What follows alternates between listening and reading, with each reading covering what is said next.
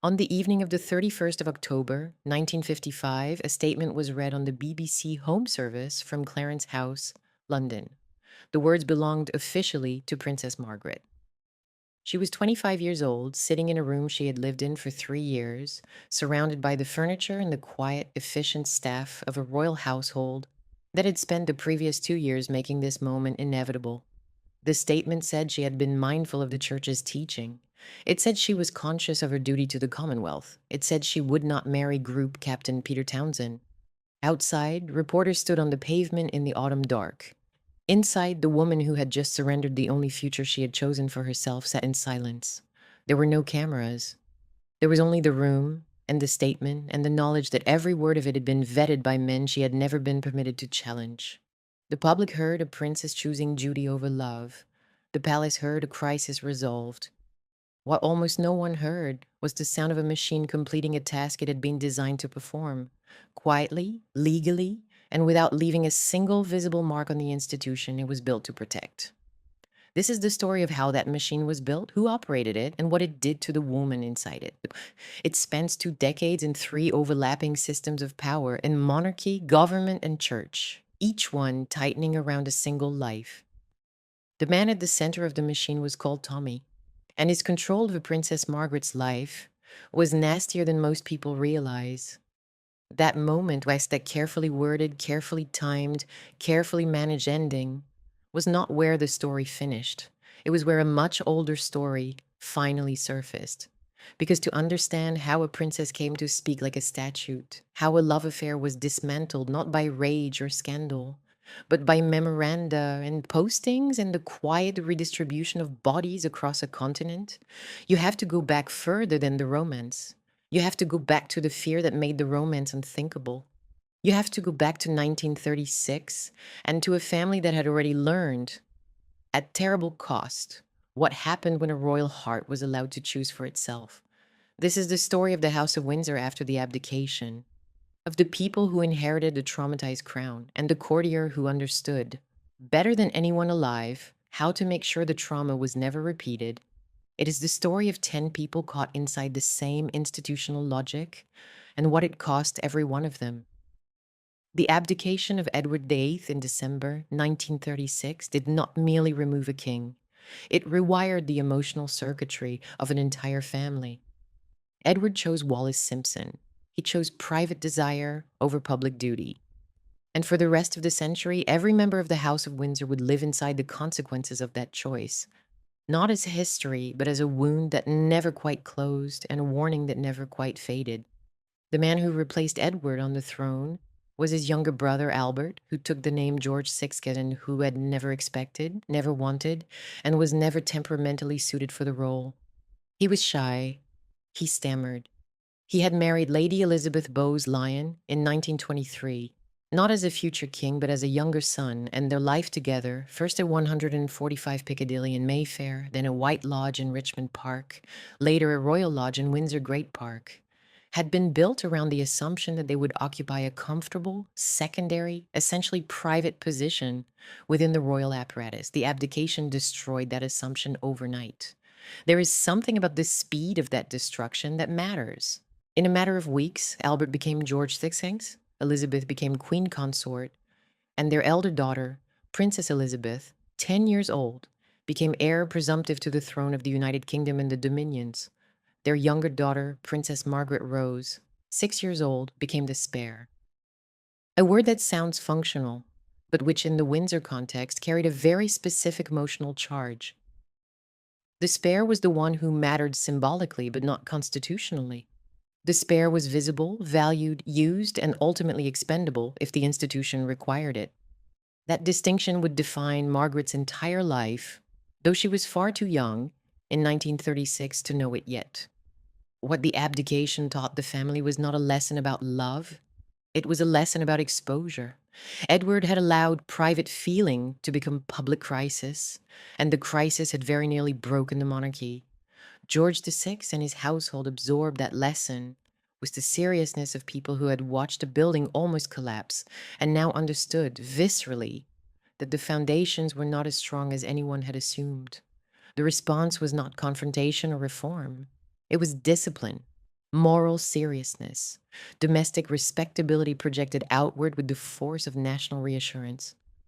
George and Elizabeth became the steadying presence the country needed, first through the coronation of 1937, which their daughters attended, Margaret in a lightweight coronet, and then through the war, when the family remained in London during the Blitz, visited bombed neighborhoods, and allowed the two princesses to be seen at Windsor Castle, educated at home, participating in wartime pantomimes, embodying continuity in a world that was falling apart. The years at Windsor Castle during the war deserve their own weight in this story because they formed the two women at the center of what was coming. Elizabeth and Margaret were moved to Windsor in 1940 for safety, and they remained there through the most of the conflict, educated by a governess named Marion Crawford, Crawfie, as they called her, in a curriculum that was long on deportment, languages, and the rhythms of constitutional monarchy, and short on almost everything else. The castle was cold. The blackout curtain stayed up. Rations applied, at least officially, to the royal table as to any other. The princesses slept in a shelter beneath the Brunswick Tower during air raids, and they performed in pantomimes, Cinderella, Aladdin, The Sleeping Beauty, that were attended by local children and reported in the press as evidence that the young royals were sharing the nation's burden. That image was not false, but it was curated. The real education happening inside Windsor's walls was subtler than any governess could deliver. Elizabeth was learning, through proximity to her father's boxes, his audiences, his exhaustion, that the crown was work, relentless, grinding, self-effacing work. Margaret was learning something different. She was learning that she was adored for being vivid, that her talent for music and mimicry made adults laugh, that she could light a room simply by entering it. She was also learning, though she could not have named it yet, that being adored and being taken seriously were not the same thing. By the end of the war, the Windsors had earned something that could not be inherited, moral credit. They were no longer just the family that had survived a scandal. They were the family that had survived the war beside their people. But moral credit is a currency that must be constantly renewed, and the family's most senior advisor understood this with a precision that bordered on obsession. Sir Alan Frederick Lascelles, Tommy as he was known inside the palace, was born on the 11th of April, 1887, the son of a commander in the Royal Navy, educated at Marlborough College and Trinity College, Oxford. He had served in the trenches during the First World War, been wounded, and entered royal service in the 1920s as assistant private secretary to the Prince of Wales, the future Edward VIII. That early proximity to Edward is essential to understanding everything Lascelles later became. He watched at close quarters a prince who was charming, restless, emotionally undisciplined, and increasingly careless with the dignity of the institution he was meant to represent. Lascelles did not merely disapprove. He came to believe, with a conviction that would harden into something close to ideology, that the survival of the crown depended on keeping personal feeling under absolute institutional control. When Edward abdicated, Lascelles was not surprised. He was confirmed. He rose steadily through the household. By 1943, he was private secretary to George VI, the most powerful unelected position in the British constitutional apparatus, the man who controlled the flow of paper between sovereign and government, who shaped the daily counsel the monarch received, who managed access, appointments, communications, and crises. Those who worked with him described a man of formidable self-discipline and equally formidable coldness. He dressed impeccably, Savile Row suits, immaculate shirts, and his manner combined courtesy with a remoteness that could make even senior politicians feel like supplicants. He kept diaries, portions of which were later published, and they reveal a mind that was sharp, often witty, and capable of real contempt when confronted with what he regarded as emotional self-indulgence. He had loved and served George VI and was something close to devotion, precisely because George represented the opposite of everything Edward had been: dutiful, modest, willing to subordinate personal comfort to institutional need. When George died in February 1952 and Elizabeth became queen at the age of 25, Lascelles continued in the role for the first critical year of her reign before handing over to his protege, Michael Ediene, in 1953. But the handover did not mark a disappearance. Lascelles remained as extra equerry, and his influence, His worldview, his methods, his understanding of how to make institutional logic feel like natural law had by then permeated every corridor that mattered. In 1950, writing under the pseudonym Senex in a letter to the Times, he had publicly articulated what became known as the Lascelles Principles, a constitutional statement about when a sovereign might legitimately refuse a prime minister's request for a dissolution of parliament. The content of the letter is less important here than what it reveals about the man. Tommy Lascelles sought instructors. He thought in precedents, in mechanisms, in the architecture of restraint. He did not shout. He did not threaten. He simply ensured that the machinery of the palace produced the outcomes the institution required, and he did so with such quiet efficiency that the people most affected often could not identify the moment when their options had been closed. There is a line attributed to him, spoken to Peter Townsend directly, in which he told a younger man that he must be either mad or bad or both.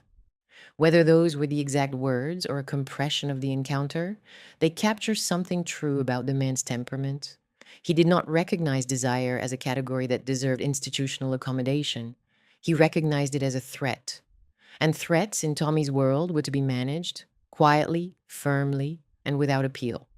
That is the man who would encounter the problem of Princess Margaret and Peter Townsend. And to understand why Townsend was a problem, you have to understand who he was before the palace made him one.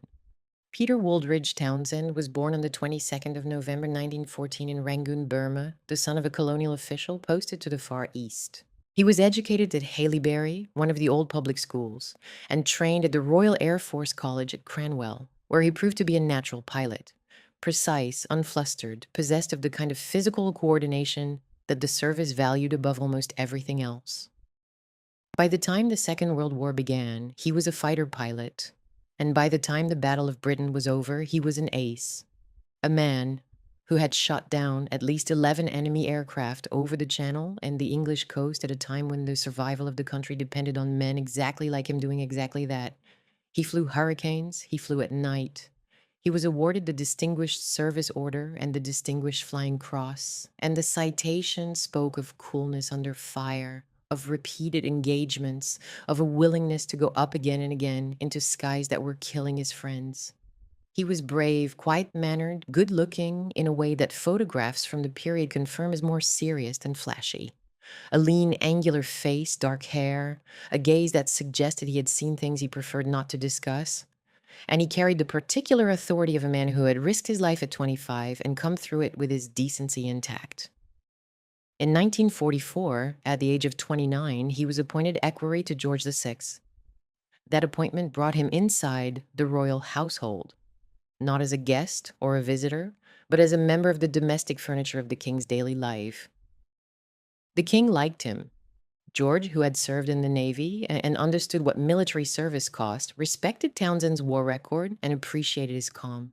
That respect would make everything that followed more complicated, because when the crisis came, nobody could claim that Townsend was an adventurer or a fortune hunter. He was a man the king himself had trusted. There was something worth sitting with about that proximity. Townsend was not a distant admirer. He was present at meals, at weekends, at the private hours that even royalty must fill with ordinary conversation. He later became comptroller of the Queen Mother's household after George's death, which deepened his embeddedness still further. He was trusted. He was familiar. He was part of the fabric. And he was married. He had wed Rosemary Powell in 1941, and they had 2 sons. But the marriage was not happy. Townsend later sought and obtained a divorce in 1952 on grounds of his wife's adultery, though some accounts suggest the picture was more complicated than the public framing allowed. What is not in dispute is that by the time the divorce was finalized, Peter Townsend was a single man inside a household that had already begun to notice, with mounting alarm, the nature of his attachment to the king's younger daughter. Princess Margaret Rose was born on the 21st of August, 1930, at Glamis Castle in Scotland, the ancestral seat of her mother's family, during a thunderstorm that the superstitious noted and the press romanticized. She was the second daughter and the younger sister, and from the very beginning she occupied a position that was both central and peripheral, adored, displayed, relied upon for charm and vivacity. yet permanently secondary to the constitutional weight her sister carried. She was educated at home, as Elizabeth was, by a governess, with music lessons that revealed genuine talent. She played the piano with a facility that impressed professionals, not merely indulgent relatives, and a quickness of wit that those around her found dazzling and occasionally unnerving. She could mimic anyone. She could reduce a dinner table to helpless laughter with an impersonation of a visiting dignitary or a pompous bishop. She had an ear for the ridiculous that was both a gift and a weapon, and she used it early and often. Margaret was clever, she was funny, she was beautiful in a way that the press of the 1940s and 50s found endlessly photographable. Dark haired, blue eyed, small featured, with an appetite for fashion, society, and the kind of intensity that made rooms rearrange themselves around her. She smoked, she drank, she stayed out late, she danced at nightclubs that the rest of the family would never have entered. She collected artists, musicians, sharp tongued friends, people who lived outside the careful architecture of court life and who saw her, or seemed to see her, as Margaret rather than as the princess. She was, in the language of the court, a handful, and the court meant it as a warning, not a compliment. But the story does not work if Margaret is written as a spoiled rebel, because that is the version the institution preferred, the version that makes the system seem reasonable. What Margaret actually was, underneath the glamour and the headlines, was a woman raised to matter symbolically while being denied sovereign agency, trained from childhood to understand that her feelings, her desires, her choices were always and everywhere subordinate to the crown her sister wore. She had been taught not in words, but in the tacit daily rituals of a royal household, that her emotions mattered less than what they looked like. That is not rebellion. That is a woman shaped by erasure, trying to exist inside it. Queen Elizabeth, the elder sister, born on the 21st of April, 1926, was, by temperament and training, everything the institution needed. Where Margaret was mercurial, Elizabeth was steady. Where Margaret craved excitement, Elizabeth found comfort in routine. She was serious, dutiful, self contained, and she had absorbed the lessons of her father's accidental kingship with a thoroughness that would define her entire reign. She had fallen in love with Prince Philip of Greece and Denmark. Tall, blonde, sharp, naval, a man who brought energy and candor into a family that defaulted to caution. Married him in 1947 at Westminster Abbey in a ceremony the nation embraced as a post-war celebration, and produced an heir, Charles, in 1948 and a daughter, Anne, in 1950. The marriage was genuine. The duty was genuine. And when her father died in February 1952, she became queen at 25, receiving the news in Kenya at a lodge called Treetops and returning to London in black. The weight of the crown settled onto her with a speed that left no room for anything as impractical as private grief. She matters in this story not as a cold obstacle, but as a young woman trapped between sisterly feeling and the institutional memory of what had happened in 1936. Every humane impulse Elizabeth might have felt toward Margaret's happiness was filtered through office, through advice, through the counsel of men like Tommy Lascelles, who understood that another divorce-adjacent crisis would test the monarchy's moral authority in ways the new reign could not afford. Elizabeth loved Margaret. That was never the question. The question was whether love in the Windsor system could ever outweigh risk. Their mother, Queen Elizabeth, the Queen Mother, born on the 4th of August 1900, widow of George VI, occupied a different position in the architecture of the crisis. She was the emotional center of the old court, the guardian of the family's wartime reputation, and a woman who had experienced the abdication not merely as a constitutional event, but as a personal catastrophe that had stolen her husband's health and, she believed, his life.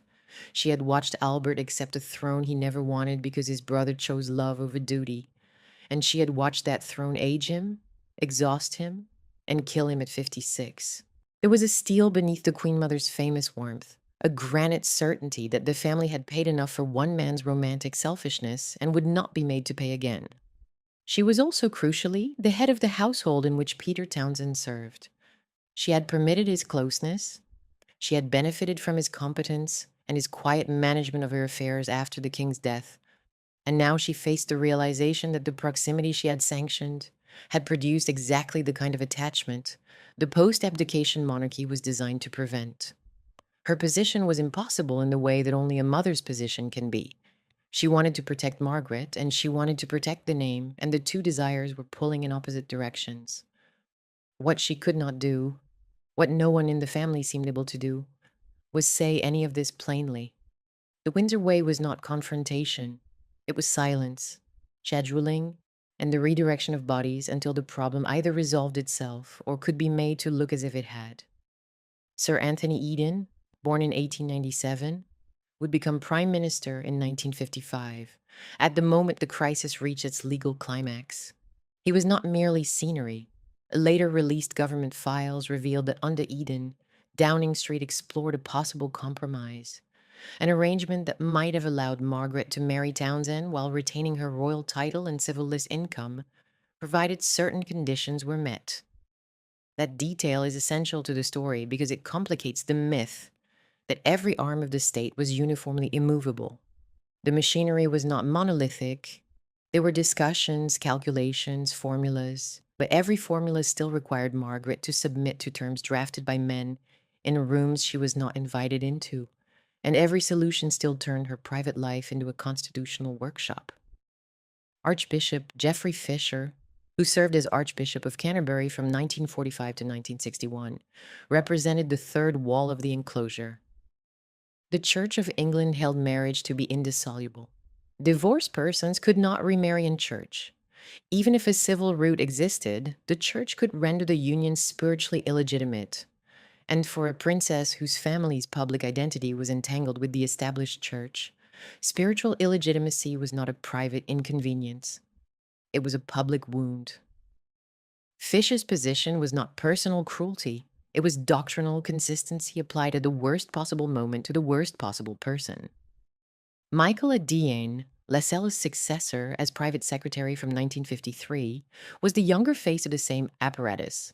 Less mythic than Tommy, less quotable, but essential to understanding that the palace's institutional logic did not depend on one man's personality.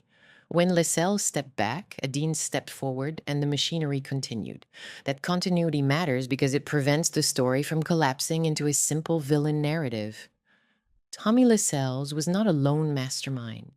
He was the most articulate and most ruthless expression of a system that would have functioned in some form without him. What made him nastier than people realize is not that he invented the machine. It is that he understood it perfectly and operated it without hesitation. And then there was Rosemary Townsend, Peter's first wife, the woman whose existence made the entire crisis possible. She is often erased from popular retellings, treated as a footnote before the love story begins. But the whole architecture of the problem rested on the fact that Peter Townsend did not arrive in Margaret's life as a free man. He was divorced, he had children. His romantic availability was the product of a failed marriage, and that failure was what transformed affection into constitutional risk. Without Rosemary, there was no ecclesiastical obstacle. Without the divorce, there was no crisis. Her presence in the story prevents it from becoming a fairy tale, and her absence from most versions of it tells you something about whose pain the public preferred to notice. By the late 1940s and early 50s, the household was taking its final shape, and the shape was deceptive. On the surface, it looked magnificent. George II was alive, respected, morally unimpeachable. Elizabeth was the dutiful heir, married to Philip, producing children, preparing herself with a seriousness that courtiers remarked upon for the role she hoped would not come for decades. Margaret was the beautiful younger sister, the vivacious complement to her sister's steadiness, the proof that the family could contain both duty and sparkle. The Queen Mother was the warm center, the matriarch, the most popular member of the family, and Peter Townsend was part of the furniture, a decorated war hero, a trusted equerry, a man who had earned his place inside the private life of the king. The public image of the family during these years was deliberately constructed, and it worked. George and Elizabeth appeared together at engagements, at state occasions, at the carefully staged photographs that found their way into the illustrated weeklies. Margaret appeared at her parents' side at Ascot, at Sandringham at Christmas, at Balmoral in the late summer, her presence noted by court circular and social columns alike. She was beginning to undertake public duties of her own, opening buildings, visiting hospitals, attending regimental dinners. And the press loved her for it, loved her youth and her looks and the sharpness of her remarks. She was 20. She was 21. She was the most photographed young woman in the country, and the nation treated her as a kind of collective youngest sister, someone whose eventual love story would be a source of shared joy. That expectation that Margaret owed the public a romance they could celebrate would become one of the cruelest ironies of the whole affair. What nobody outside the household understood was that the proximity was doing its quiet, irreversible work. Margaret and Townsend were not conducting an affair in the tabloid sense. They were falling in love in the way that people fall in love when they see each other every day, share the same spaces, laugh at the same absurdities, and gradually discover that the person across the room understands something about them that nobody else does. Townsend was older by 16 years. He had seen war. He was calm where Margaret was volatile, steady where she was restless, and he treated her not as a princess to be flattered, but as a person to be known. For a woman who had spent her entire life being adored at a distance, that kind of attention was intoxicating. And for a man whose marriage had hollowed out, whose domestic life had become a performance of its own, the warmth and intelligence of the king's younger daughter must have felt like the return of something he had thought was finished. By the time the attachment became visible to senior courtiers, it had already passed a point where it could be dismissed as a flirtation. It was real, and real was exactly what the post abdication palace could not afford. There were whispers. There were looks exchanged across rooms. There were weekends at Royal Lodge where Margaret and Townsend were in each other's company for hours that were not strictly required by any schedule. The Queen Mother, who ran the household in which Townsend served, would later be described as having known and not known, aware enough to see the attachment forming, unwilling or unable to act on that awareness until the situation had passed beyond the point of quiet correction. Whether that hesitation was maternal tenderness, administrative failure, or a hope that the thing would simply burn itself out is one of the story's unanswerable questions. What is certain is that by the time George VI's health began to fail, the lung surgery in September 1951, the visible deterioration through the autumn and winter, the attachment between Margaret and Townsend was already a fact that the household was managing, or failing to manage, on a daily basis. George VI died on the 6th of February 1952 at Sandringham. He was 56 years old. His death changed everything because it placed Elizabeth on the throne and turned Margaret's personal life into a matter of state. Townsend's divorce was finalized that same year. The two events, occurring in the same 12 months, created a situation that was almost perfectly designed to activate every institutional fear the palace had been carrying since 1936. The sovereign's sister was attached to a divorced man. The echoes of Wallis Simpson were deafening. And Tommy Lascelles, still in the private secretary's office for the first year of the new reign, knew exactly what those echoes meant. The coronation of Elizabeth II took place on the 2nd of June 1953 at Westminster Abbey. It was the first coronation ever televised, which meant that the audience was not merely the congregation inside the abbey, but the entire Commonwealth, watching on screens in living rooms and public halls and shop windows across 20 million households. The solemnity was immense. The ritual was ancient, the anointing, the crowning, the oaths spoken in a voice that carried the weight of centuries. The rain fell outside. Inside, the abbey was dense with ermine, gold, jewels, the accumulated visual authority of 1,000 years of English monarchy, and the weight of it was visible on the new queen's face, 27 years old, small beneath the crown of St. Edward. Margaret was there, in the royal gallery, in white. She had dressed with care. She watched her sister become what the family had always required one of them to be. And somewhere in the abbey, during the hours of ceremony, in a moment that should have been swallowed by the grandeur of the occasion, Margaret was seen near Peter Townsend. She reached toward him and brushed something from the lapel of his jacket. A piece of lint, a thread, nothing at all. It was a tiny gesture, intimate, deniable. The kind of thing a woman does when she has forgotten. For one unguarded second that the whole world is watching. The cameras caught it, the press caught it, and in that single, thoughtless human moment, a woman touching the jacket of a man she loved on the day her sister became queen, the secret the palace had been managing in whispers became a national story. An empire-scale ritual had become the setting for a private tale, And every institution that mattered, Buckingham Palace, Downing Street, Lambeth Palace, Fleet Street, began to close in. The fairy tale younger sister, the glamorous spare, the woman the public had projected all their romantic hopes onto, was now standing at the center of exactly the kind of crisis the post-abdication monarchy had spent 17 years trying to prevent. And the man who understood, better than anyone, how to dismantle a crisis without appearing to raise his voice was already in the room. If this story has you as captivated as I think it has, do subscribe. What happened next to this family is something the public never knew, and we're only just beginning. Within days of the coronation, the story Margaret had hoped to keep private was in print. The People, a Sunday tabloid, ran a front-page piece asking whether the princess was in love with a divorced man. The question was rhetorical. The paper already knew the answer.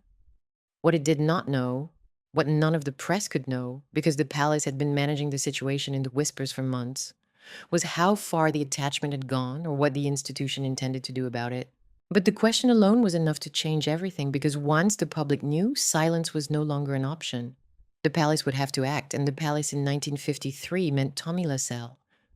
To understand the weight of what was coming, though, you have to understand what the family looked like from the outside during the years when the structure still held.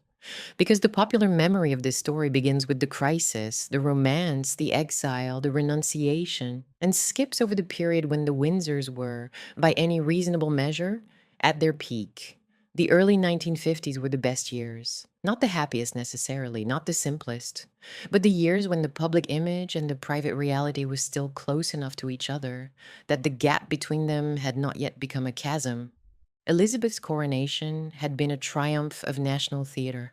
27 million people in the United Kingdom alone watched it on television, and millions more across the Commonwealth heard it on the radio. The young queen was beautiful, solemn, and visibly serious about the weight of what she had taken on. Philip was at her side, energetic, handsome, occasionally impatient with protocol in a way that made him seem modern rather than disrespectful. The Queen Mother, widowed barely a year, had managed to transition from consort to dowager with a grace that the public found deeply moving. She moved from Buckingham Palace to Clarence House, then eventually to the grander comforts of Royal Lodge, and later the Castle of May in Caithness, which she purchased and restored as a private retreat. She was 52 years old, vigorous, enormously popular, and she carried her grief with a composure that the nation read as courage. The family, taken as a whole, looked magnificent. It looked like exactly what a post-war, post-imperial Britain needed its monarchy to be. Young at the top, warm at the center, and serious about the covenant between crown and people. Margaret was the jewel in the display. She was 22 at the time of the coronation, and she had spent the previous several years becoming the most glamorous young woman in the country. Her wardrobe was discussed in the fashion pages. Her social life was tracked by the diary columns. She attended the ballet, the opera, the theater. She was seen at restaurants in Mayfair and at parties in Chelsea and at country houses in the home counties, where the guest lists mixed aristocracy with the arts. She was photographed constantly. At Ascot in the royal enclosure, at the Chelsea Flower Show, at regimental dinners, where she wore her evening gowns with the kind of ease that made other women feel they were trying too hard. She was funny in public in a way that royals were not supposed to be. She gave speeches that had wit in them. She made people laugh, and then she made them feel that they had been granted something rare. A glimpse of the real woman behind the title. The press adored her, the public adored her, and the institution used her, gladly, as proof that the monarchy could be both serious and alive. By 1953, Margaret was already undertaking significant public duties. She had represented the crown at events across the country, and she would soon embark on her first major overseas tour, a visit to the Caribbean in 1955, that would take her through Trinidad, Jamaica, and the smaller islands of the British West Indies, where she was received with the kind of enthusiasm that confirmed her value as a diplomatic asset. She was good at the work. She was better at it, in some ways, than anyone in the family except the Queen herself, because Margaret had the ability to make formal occasions feel personal. She looked people in the eye. She remembered names. She asked questions that suggested genuine interest rather than rehearsed courtesy. The institution was increasing her symbolic value at the same moment it was preparing to reduce her room to live as an individual. That contradiction, use her, constrain her, display her, control her, was the engine of everything that followed. There is something about the social world Margaret inhabited during these years that deserves its own attention, because it explains why the Townsend attachment felt to her like something more than infatuation. The world of the early 50s court was beautiful and stifling. The rituals were exquisite. The changing of the guard, the trooping of the colour, the state opening of Parliament, the diplomatic receptions at Buckingham Palace where 1,000 guests moved through rooms of gilt and crimson, and the Queen stood for hours receiving each one. The country weekends at Sandringham and Balmoral followed rhythms that had not changed in decades. Shooting, walking, tea, dressing for dinner, conversation that circled the same subjects with the same people in the same rooms. The season still mattered. Ascot in June, Henley in July, Cowes in August, Goodwood slotted between. And Margaret moved through it with the practiced ease of a woman who had been trained for it since childhood. She knew the rules, she knew the families, she knew the intricate, unspoken hierarchy of who sat where and who spoke to whom, and which invitations carried real social weight and which were merely decorative. For Elizabeth, these rituals were sustaining. They were the grammar of her role, and she found genuine comfort in their predictability. For Margaret, they were a cage lined with silk. She needed more. More stimulation, more surprise, more of the feeling that the world contained possibilities she had not yet exhausted. In the evenings, after the official functions ended, Margaret moved in a different world. She frequented restaurants like Les Ambassadeurs in Mayfair. She attended performances at the Royal Opera House and the Old Vic. She kept company with a circle that included writers, photographers, musicians, and the kind of sharp, irreverent young people who gravitated toward anyone who could make a dinner party feel dangerous. She played the piano at private gatherings with a skill that was not merely competent, but genuinely accomplished. She had studied seriously, and she played with an expressiveness that surprised people who expected a princess to perform rather than to feel.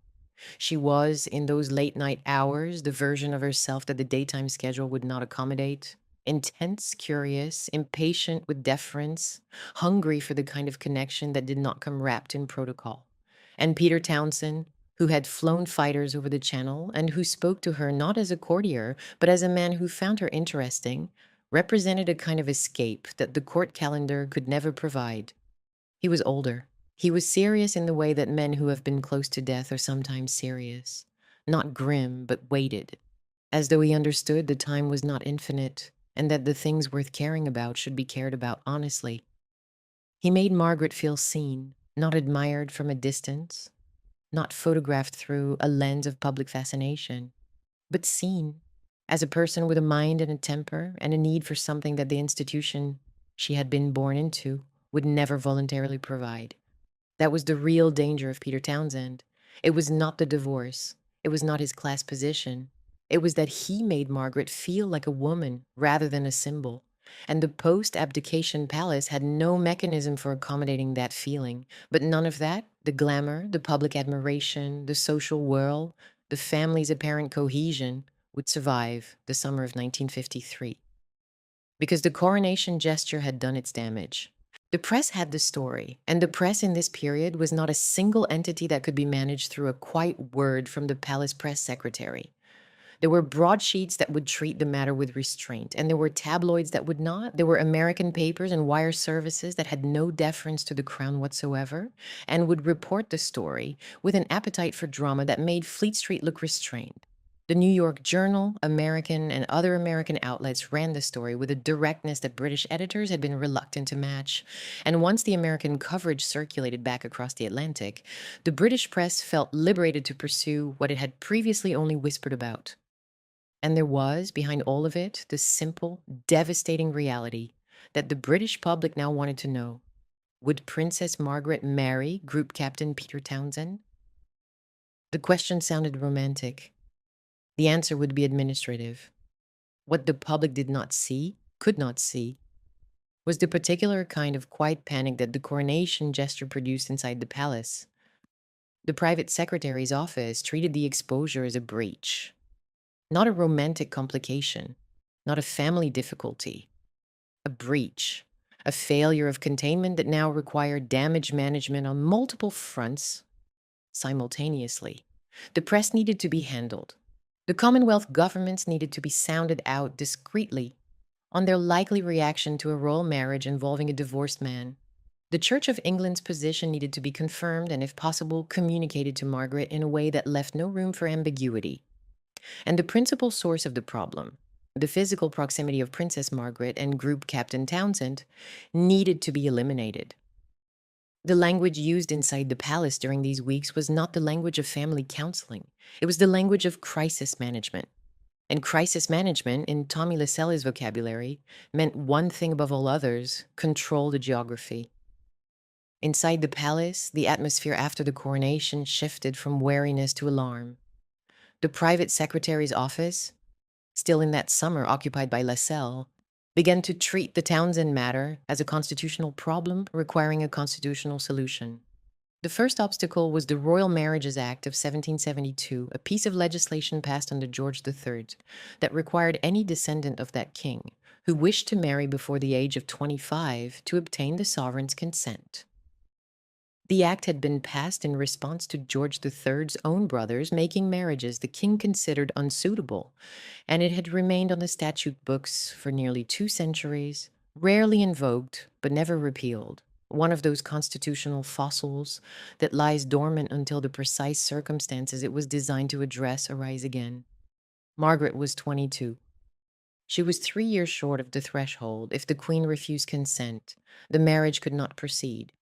And it was made clear, through the usual channels of advice and implication, that consent would not be given. The reasoning was not personal, it was institutional. A divorced man, the shadow of the abdication, the Church of England's position on remarriage, the Commonwealth realms, several of which had their own religious and cultural sensitivities. The weight of it all, piled onto the shoulders of a young queen who had been on the throne for barely a year and who was being advised by men who had spent their careers ensuring that exactly this kind of crisis never reached the point of public decision. Lascelles understood, with the precision of a man who had spent 30 years inside the machinery, that the most effective way to manage the problem was not to forbid the marriage outright. That would create sympathy for Margaret and turn Townsend into a romantic martyr, but to separate the two people and let time, distance, and the grinding weight of institutional process do the work. The strategy was not original. It was the palace's oldest technique. Do not confront what you can defer, and do not forbid what you can make impractical. The question was how to execute it without appearing to execute it at all. The answer came in July 1953, less than 2 months after the coronation, and it came in the form of a posting. Group Captain Peter Townsend was informed that he was being transferred to the position of air attaché at the British Embassy in Brussels. The posting was presented as a professional opportunity, a role appropriate to his rank, a chance to serve in a diplomatic capacity, an assignment that any officer might be expected to accept without complaint. Townsend later described it as an unnatural move to an obsolescent post that effectively ended his Royal Air Force career. He was not wrong. The position in Brussels was a shelf. It was a place where a man could be kept busy enough to appear employed and far enough away to be forgotten. It was exile dressed in the language of promotion, and everyone involved understood exactly what it was. There is a scene that belongs here. Perhaps the most important scene in the entire first half of this story. At some point during the discussion surrounding the Brussels posting, Tommy Lascelles confronted Peter Townsend directly. The precise location and date are not a matter of public record in the way that a trial transcript or a parliamentary debate would be. But the substance of the encounter has been reported consistently enough through Townsend's own later accounts and through the recollections of those close to the events that the emotional reality is clear. Lascelles told Townsend that he must be either mad or bad or both. The words are worth pausing over, not angry words, not the language of a man losing his temper. They are the words of a man who genuinely cannot comprehend why anyone would allow personal feeling to threaten an institution that Lascelles had spent his entire adult life protecting. In Tommy's world, Townsend's attachment to Margaret was not a love story. It was a dereliction. It was a failure of the kind of self-discipline that palace life demanded. And the fact that the failure involved genuine emotion made it worse, not better, because emotion was precisely the force that had nearly destroyed the monarchy 17 years earlier. Lascelles did not need to shout. His contempt was structural. It was built into the way he understood the world, and it made his cruelty feel to him like responsibility. Townsend went to Brussels. He packed his things, the uniforms, the personal effects, the accumulated possessions of a man who had lived inside the royal household for 9 years and was now being moved out of it with the quiet efficiency of surplus furniture being sent to storage. He left behind the household he had served for nearly a decade, the country he had defended in wartime, the woman he loved, and the 2 sons from his first marriage who remained in England. He drove to the airfield, he boarded an aircraft, he flew across the channel to Belgium to take up a post that existed primarily to keep him away from Princess Margaret. The administrative paperwork was flawless, the career justification was plausible, and the violence of the thing was entirely invisible to anyone who was not paying very close attention. That is what made it so effective. That is what made it so characteristically institutionally British.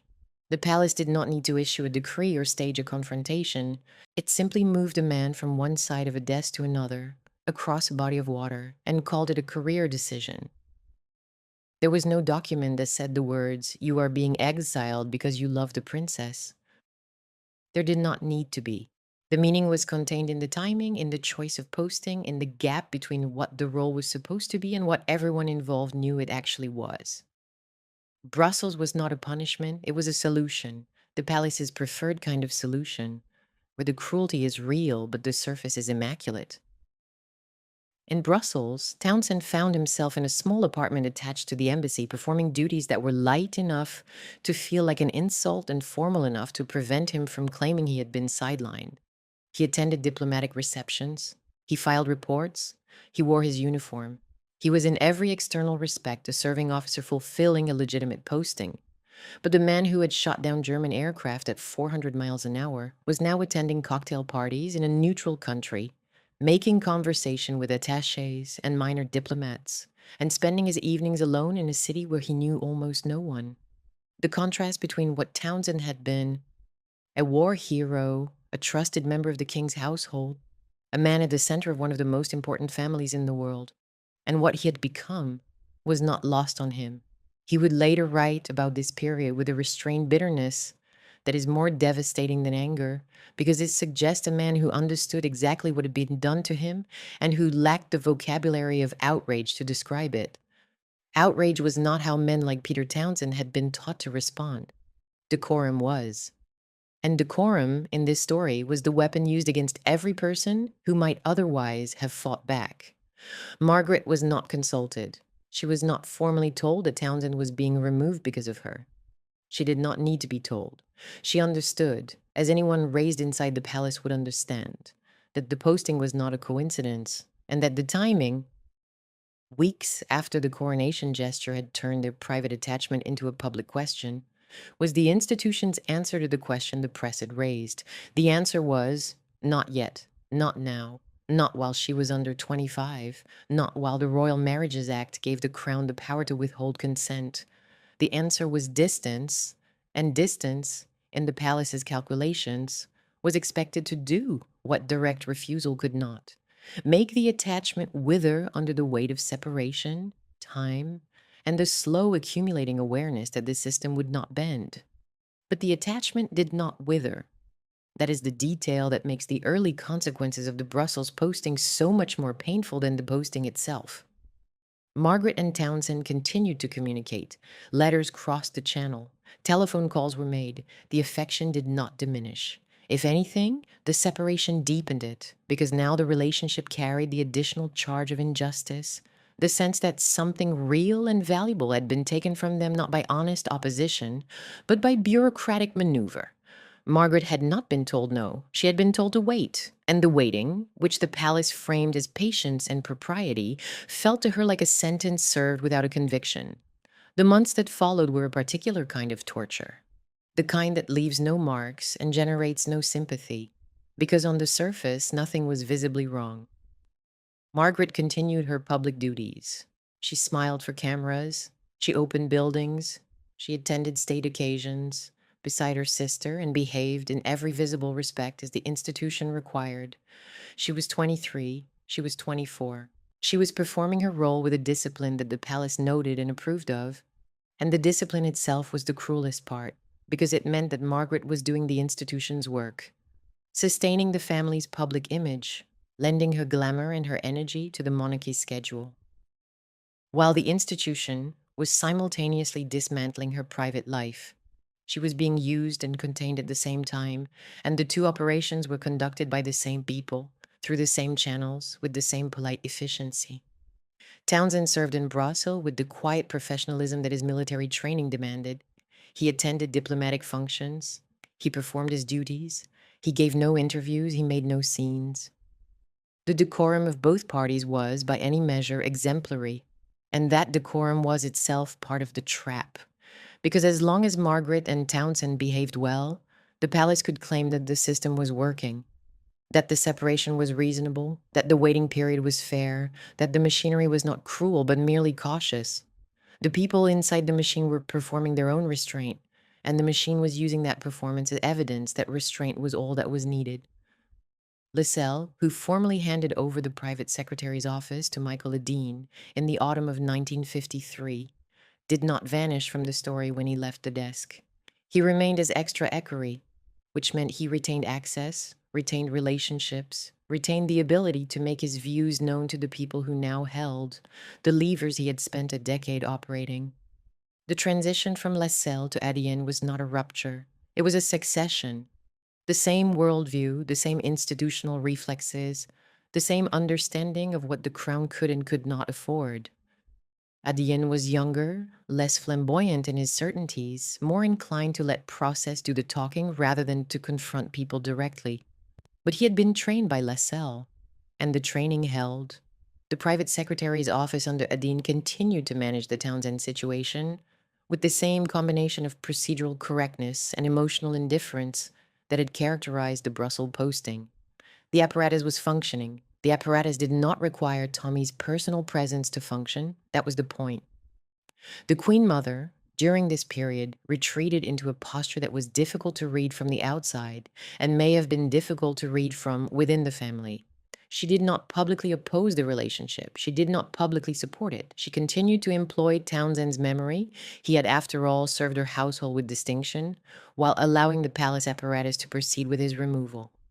Whether she believed the Brussels posting was necessary, whether she privately grieved for her daughter's unhappiness, whether she felt guilt about having permitted the proximity that created the attachment in the first place. These are questions that the public record does not answer with certainty. What the record does show is silence. The Queen Mother's great talent and her great limitation was her ability to maintain warmth and composure while the people around her were being hurt. It was a talent the institution valued enormously. It was not a talent that served Margaret well. Elizabeth, the Queen, was in an equally impossible position, though the impossibility took a different form. She was 27 years old. She had been on the throne for barely 18 months. She was being advised by men who had served her father, men who were older, more experienced, more certain of their constitutional judgments than she could yet afford to be. She loved her sister. She understood, perhaps better than anyone, what Margaret was losing. But she also understood, and because Lascelles and his successors had made certain she understood, that the crown could not be seen to endorse what the church condemned, that the Commonwealth realms would need to be consulted, that the precedent of the abdication hung over every decision like a weather system that would not clear. Elizabeth's tragedy in this period is the tragedy of a woman whose office required her to act as an institution when every private instinct told her to act as a sister. She did not choose the institution because she was cold. She chose it because she had been taught from the age of 10 that choosing it was what the crown required. And Tommy Lascelles had spent a career making sure that lesson was never unlearned. Meanwhile, the public waited. The press speculated. The question, would Margaret marry Townsend, hung in the air month after month, unanswered, unresolved, generating exactly the kind of prolonged public attention that the palace claimed to want to avoid. The Royal Marriages Act set the next milestone at Margaret's 25th birthday in August 1955. After that date, the act allowed a different path. Margaret could give 12 months' notice to the Privy Council of her intention to marry, and if Parliament did not object within that period, the marriage could proceed without the sovereign's consent. It sounded like a solution. It was, in reality, a new kind of trap. Because now the question was not whether the Queen would allow the marriage, but whether Parliament, the Church, and the Commonwealth would tolerate it. The goalposts had not been removed. They had been moved further down the field, and the field was getting longer. Townsend remained in Brussels. Margaret remained in London. The distance between them was not merely geographic. It was temporal, procedural, constitutional. Every month that passed without resolution added another layer of bureaucratic sediment to a situation that had begun as two people falling in love in the same household. The romance had entered the machinery, and the machinery was doing what machinery does. It was processing the human material fed into it and producing outcomes that served the institution's needs rather than the individuals caught inside it. Whether the machinery had been designed by Tommy Lascelles alone, or whether he had merely operated it with particular skill, was a distinction that made no difference to the two people being ground between its gears. And so, by the autumn of 1954, the situation had achieved a kind of terrible equilibrium. Margaret was 24, Townsend was 39. They were separated by the English Channel, by a diplomatic posting, by the Royal Marriages Act, by the Church of England's doctrine on divorce, and by the institutional memory of a family that had nearly been destroyed by the last royal who chose love over duty. The equilibrium was not peace, it was suspension. Two people held apart by forces they could identify but not fight, because the forces wore the disguise of law, tradition, propriety, and the considered advice of men who claimed to have the crown's best interests at heart. Margaret's 25th birthday was approaching. The 21st of August, 1955. The press was counting the days. The public was invested. Newspapers ran speculative pieces about what would happen when Margaret crossed the age threshold and the Royal Marriages Act's most immediate restriction fell away. The assumption, widely shared, was that reaching 25 would change everything, that the legal barrier would lift and Margaret would be free to marry the man she had been waiting for across 2 years of separation. That assumption was wrong. It was wrong in ways that the public could not yet see, but that the men inside the palace already understood, because they had spent the intervening months ensuring that the legal barrier was only one wall in an enclosure that had several. And behind the palace walls, the men who managed the crown's affairs were already preparing for the next phase of a crisis. They had hoped distance would dissolve.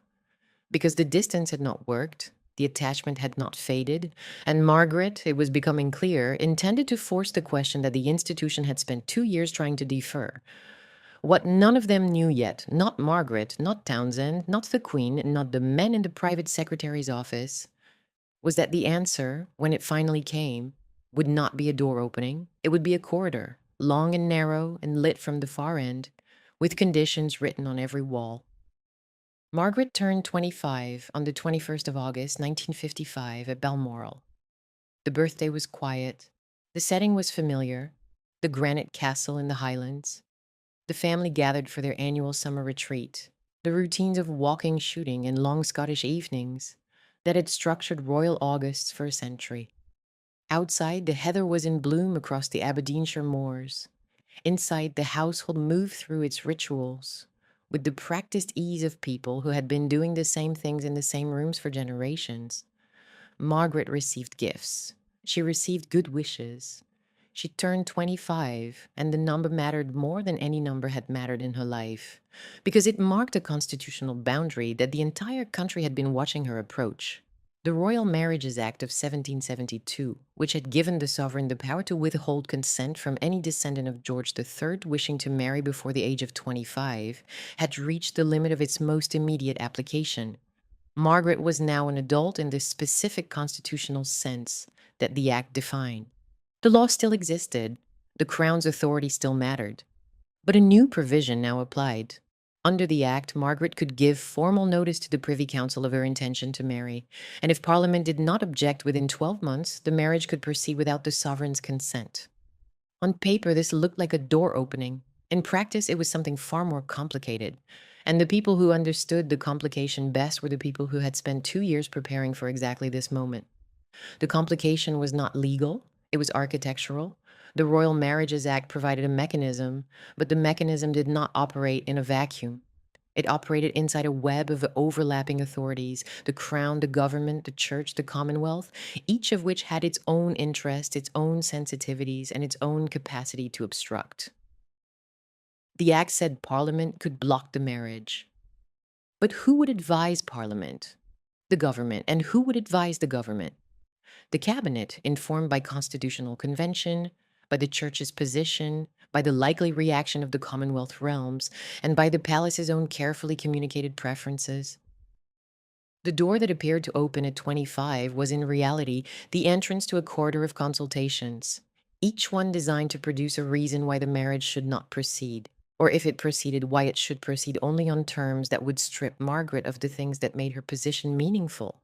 This is where the story becomes something more than a love affair blocked by an old law. This is where it becomes a study in how institutions destroy people without appearing to destroy anything at all. The legal technicality of the Royal Marriages Act had been, for 2 years, the simplest explanation for why Margaret could not marry Townsend. It was clean, it was impersonal, it was the law. But now the law had shifted, and the institution needed new instruments.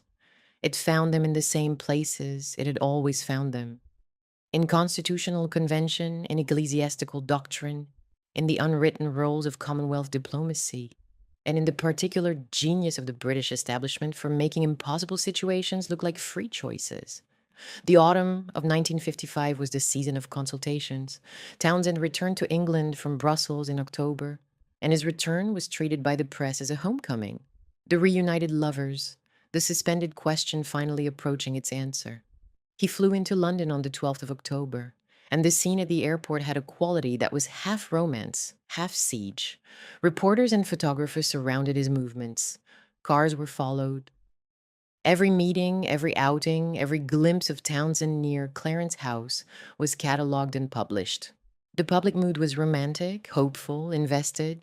Newspapers ran polls. Editorials were written.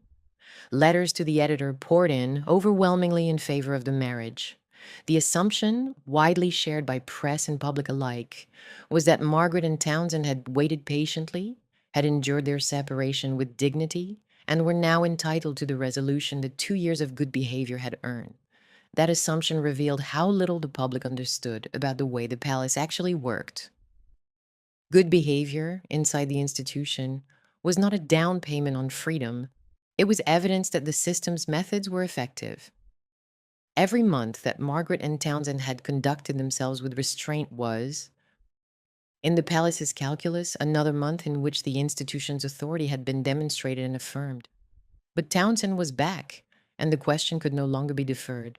The next week saw a series of meetings, consultations, and communications that moved through the constitutional apparatus with the slow, deliberate precision of a legal proceeding, which in a sense it was. The Prime Minister, Anthony Eden, was now the central political figure. Eden had succeeded Churchill in April 1955, and he brought to the crisis a perspective that was both more modern and more personally complicated than his predecessors. Eden himself was divorced. His first marriage to Beatrice Becket had ended in 1950, and he had remarried Clarissa Churchill, the former Prime Minister's niece, in 1952. He understood, at a level that Churchill's generation perhaps did not, the human cost of the Church's position on remarriage. He had lived it. He had navigated the social discomfort that divorce still carried in the early 50s, even among the political class. And yet he was also a politician, a man who needed to manage a cabinet, a parliament, and a commonwealth, and who could not afford to be seen as the prime minister who enabled a constitutional crisis in the first year of his premiership. His sympathy was real. His constraints were equally real. And the gap between the two would define the nature of what the government offered Margaret. What emerged from the Downing Street discussions was not a refusal. It was something worse. It was a set of options. Later released government files, cabinet office, and prime minister's office records that were not fully available to the public for decades revealed that Eden's government explored a possible arrangement under which Margaret could marry Townsend while retaining her royal style and title, and perhaps her civilis income. The details of the arrangement varied depending on which account is consulted, and some of the specifics remain contested. But the broad shape of the compromise was clear. Margaret could marry, provided she accepted a set of conditions that the government would draft and the palace would approve. Those conditions, in various formulations, included the possibility that Margaret would renounce her place in the line of succession, that the marriage would be a civil ceremony rather than a Church of England wedding, and that the terms of her public role would be renegotiated. There's something about the existence of that compromise that makes this story nastier, not kinder. Because the conventional narrative, and the one most people carry in their heads, is that Margaret was given an absolute choice: marry Townsend and lose everything, or keep everything and give him up. That narrative has the virtue of simplicity. It makes the tragedy clean. But the public record suggests that the truth was muddier and in some ways colder. There were discussions, there were formulas, there were men in rooms, civil servants, constitutional advisors, cabinet members, working through the mechanics of how a princess might be permitted to love a divorced man without damaging the institution she belonged to. The discussions were conducted with professionalism. The language was careful. The options were laid out with the precision of a legal brief. And every option, without exception, required Margaret to let the institution define the terms of her adult life. She could marry, perhaps, but only if she agreed to be less royal, less public, less legitimate, less herself. The compromise was not a gift. It was a negotiation in which one party held all the power and the other party was being asked to accept whatever the powerful party decided to offer. Eden's position was further complicated by his awareness that the compromise, even if Margaret accepted it, would need to survive contact with the Church of England. And the Church was not offering compromises. Archbishop Geoffrey Fisher held the line that the Church had held for centuries. Marriage was a sacrament, indissoluble in the eyes of God, and the remarriage of divorced person was not recognized by the Church of England. Fisher was not a cruel man in the personal sense. Those who knew him described a figure of genuine pastoral concern, a man who had served as a headmaster of Repton before entering the episcopate and who brought to his archiepiscopate the blend of moral seriousness and institutional pragmatism that the role demanded. But his theological convictions on marriage were absolute, and he held them with the same certainty that Lascelles held his constitutional ones. The effect of his position was indistinguishable from cruelty because it meant that even if the civil and political obstacles were cleared, the spiritual dimension of the marriage would remain contested. Margaret could not be married in the Church of England. The Archbishop would not bless the union. And for a princess whose family occupied the supreme governorship of that church, whose sister was, by title and by coronation oath, the defender of the faith, and who had been anointed with holy oil in Westminster Abbey barely 2 years earlier, the absence of ecclesiastical blessing was not a minor technicality. It was a wound that would follow the marriage into every public appearance, every state occasion, every Christmas broadcast for the rest of Margaret's life. The defender of the faith's sister married outside the faith. The symmetry was unbearable, and it was precisely the kind of symmetry that the palace's advisors knew how to deploy. Fisher's influence during this period has been debated by historians and contemporaries alike.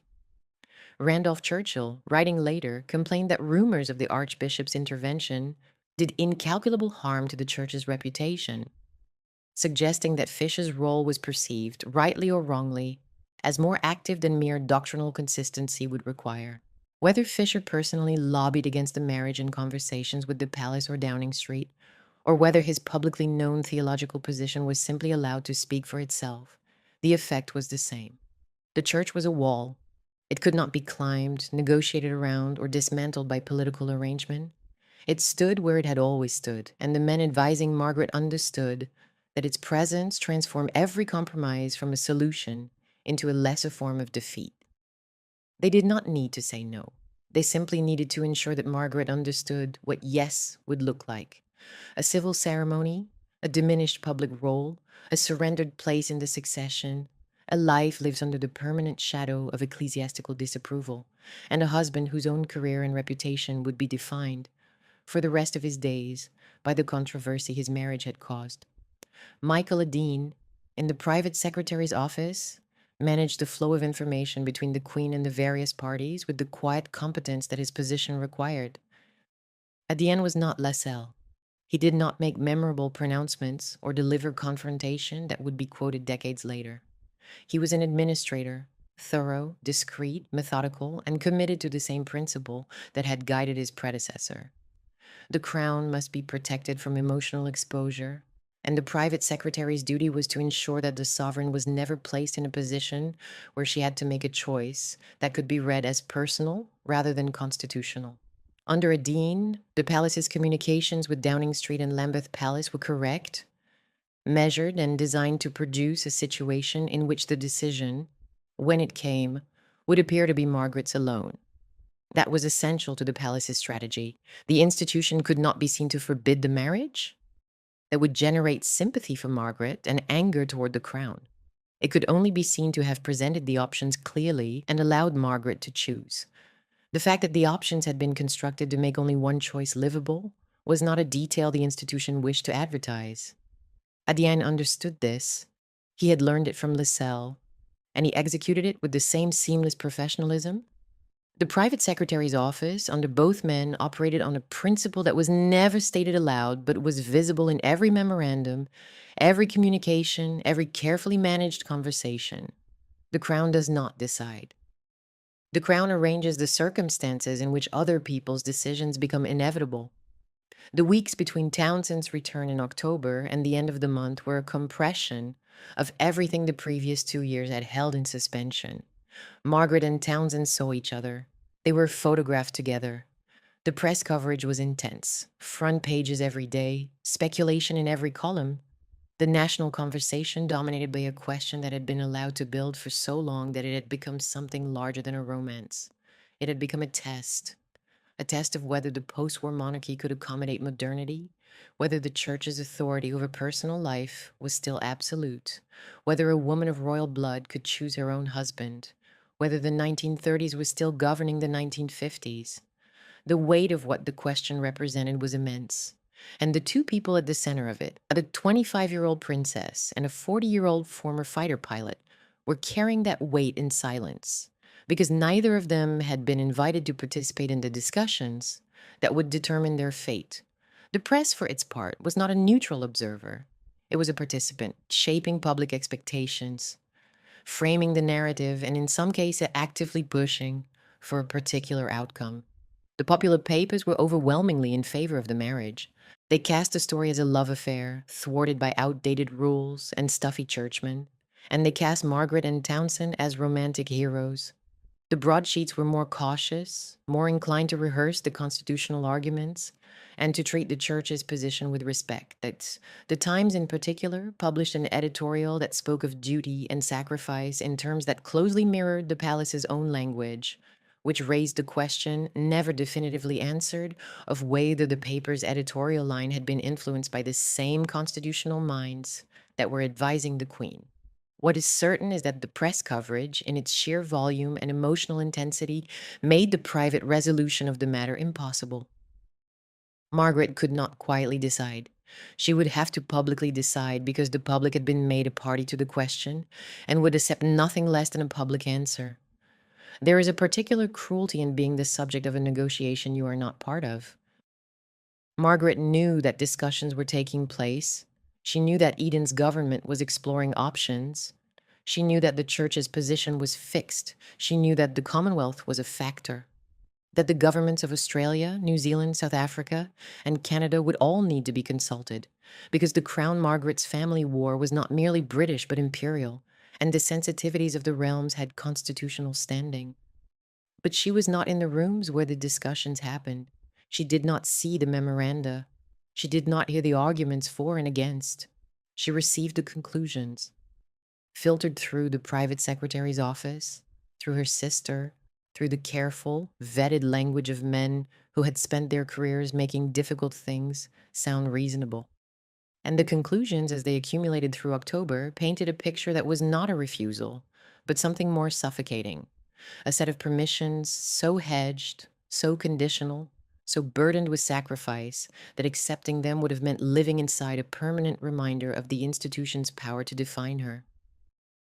Townsend, during these weeks, occupied a position that was both central and peripheral, the man the whole crisis was about, and the man who had the least power to affect its outcome. He was in England, he was seeing Margaret, he was waiting, but he was not a constitutional actor, he was not a member of the royal family, he was not a politician or a churchman. He was a retired group captain with a distinguished service order and a divorce, and the machinery that would decide his future was not designed to include him. His role in the institutional drama was to be the problem, not the person, the problem. And the problem, as the institution framed it, was not that Peter Townsend was a bad man or an unworthy one. The problem was that his existence, his divorce, his age, his previous marriage, his children, activated a set of constitutional and ecclesiastical tripwires that the post-abdication palace had been designed to avoid. He was not hated, he was inconvenient, and inconvenience in the Windsor system was a category that could destroy a life as thoroughly as hatred ever could. Townsend moved through London during these October weeks with the kind of quiet dignity that had always characterized him, and that now took on a quality of deep, suppressed anguish. He stayed with friends. He drove a borrowed car. He was followed everywhere by press, men with cameras standing outside houses, waiting in parked vehicles, noting every movement and publishing it the next morning. He had spent the previous 2 years in the diplomatic half-life of the Brussels posting, performing duties that meant nothing and waiting for a resolution that never came. And now he was back in the country he had defended in wartime, and he was being treated as a national spectacle. The man who had shot down aircraft over Kent was now being photographed buying cigarettes in Knightsbridge. The contrast was not lost on those who had served with him, and it was not lost on Townsend himself, though he would express his feelings about this period with the kind of understated precision that made his later writings more painful, not less. He did not rail against the system. He described it. And the description was devastating because it was accurate. The diverging paths of the principal figures during these final weeks before the decision revealed the architecture of the trap in its full dimensions. Margaret was moving through her public duties with the same discipline she had maintained for 2 years, but those close to her could see the strain. She was thinner. She smoked more. She was sleeping poorly. She was, by several accounts, oscillating between hope and a growing terrible clarity about what the options actually meant. The hope came from Townsend's presence, from the fact that he was here in England, visible, real, proof that the attachment had survived everything the institution had thrown at it. She saw him at the homes of mutual friends. She spoke with him by telephone. The attachment was not diminished. If anything, the 2 years of separation had concentrated it, distilled it into something harder and more desperate than the gentle affection that had grown inside the household a decade earlier. Margaret was no longer falling in love. She was holding on to a love that the world around her was trying to prize from her hands, and the effort of holding on was visible in her face, her body, her appetite. The clarity came from the consultations, from the accumulating evidence that even the most sympathetic political arrangement would require her to accept terms that amounted to a public admission that her love was a constitutional inconvenience that had been reluctantly tolerated. She met with the Archbishop. The precise content of her meeting with Geoffrey Fisher has been reported in various accounts with slight variations, but the substance is consistent. Fisher made clear the Church's position on the remarriage of divorced persons, and he did so with the pastoral seriousness that his office required. Whether he was personally kind or personally cold, in that meeting matters less than the message itself, which was that the Church of England, the church of which her sister was supreme governor, could not and would not bless a marriage to Peter Townsend. Margaret left the meeting knowing that the spiritual dimension of the life she wanted was close to her. She could have a civil marriage. She could not have a marriage that the church her family led would recognize as complete. That distinction may sound abstract. For a woman raised inside the rhythms of the Church of England, christenings, confirmations, the annual cycle of worship at Sandringham and Windsor and Balmoral, it was not abstract at all. It was the difference between a life that felt whole and a life that would always carry an asterisk. Elizabeth was navigating the crisis with the caution of a sovereign who understood that any visible involvement would be interpreted as either endorsement or prohibition. She saw Margaret. She spoke with Margaret. The two sisters met during these weeks, sometimes at Clarence House, sometimes at Buckingham Palace, and the conversation, whatever their content, as took place against the backdrop of a media frenzy that made privacy nearly impossible. Elizabeth was 29 years old. She had been queen for 3.5 years. She had a husband, two young children, a Commonwealth to manage, and a constitutional crisis involving her own sister that she could neither resolve nor escape. The weight of it showed, though Elizabeth had learned from their father and from the institution itself how to carry weight without appearing to bend. She attended her engagements. She read her boxes. She received her prime minister. She conducted herself with the steady, unflappable composure that would become the defining characteristic of her reign. And inside that composure, invisible to the public, she was watching her sister approach a decision that would cause pain regardless of which way it fell. Whether Elizabeth privately hoped Margaret would marry or privately hoped she would not remains one of the story's most closely guarded silences.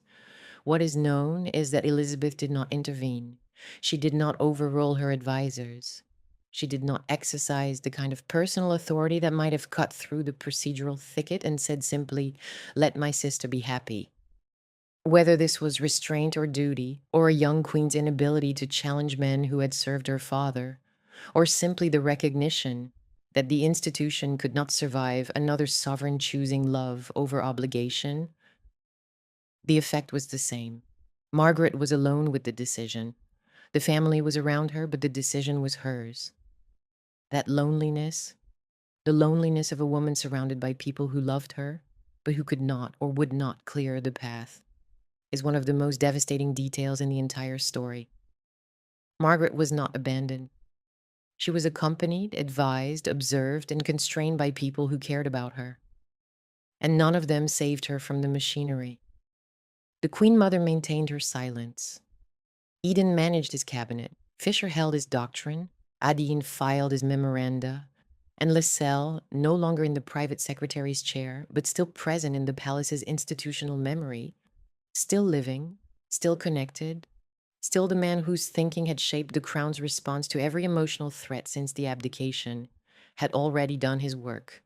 The confrontation with Townsend, the Brussels posting, the 2 years of separation, the careful cultivation of a constitutional atmosphere in which Margaret's options were always narrowing. These were not individual acts of malice. They were the components of a strategy, and the strategy had been executed with the kind of long-term patience that only an institution can sustain. A person can be angry for an afternoon. An institution can be implacable for years.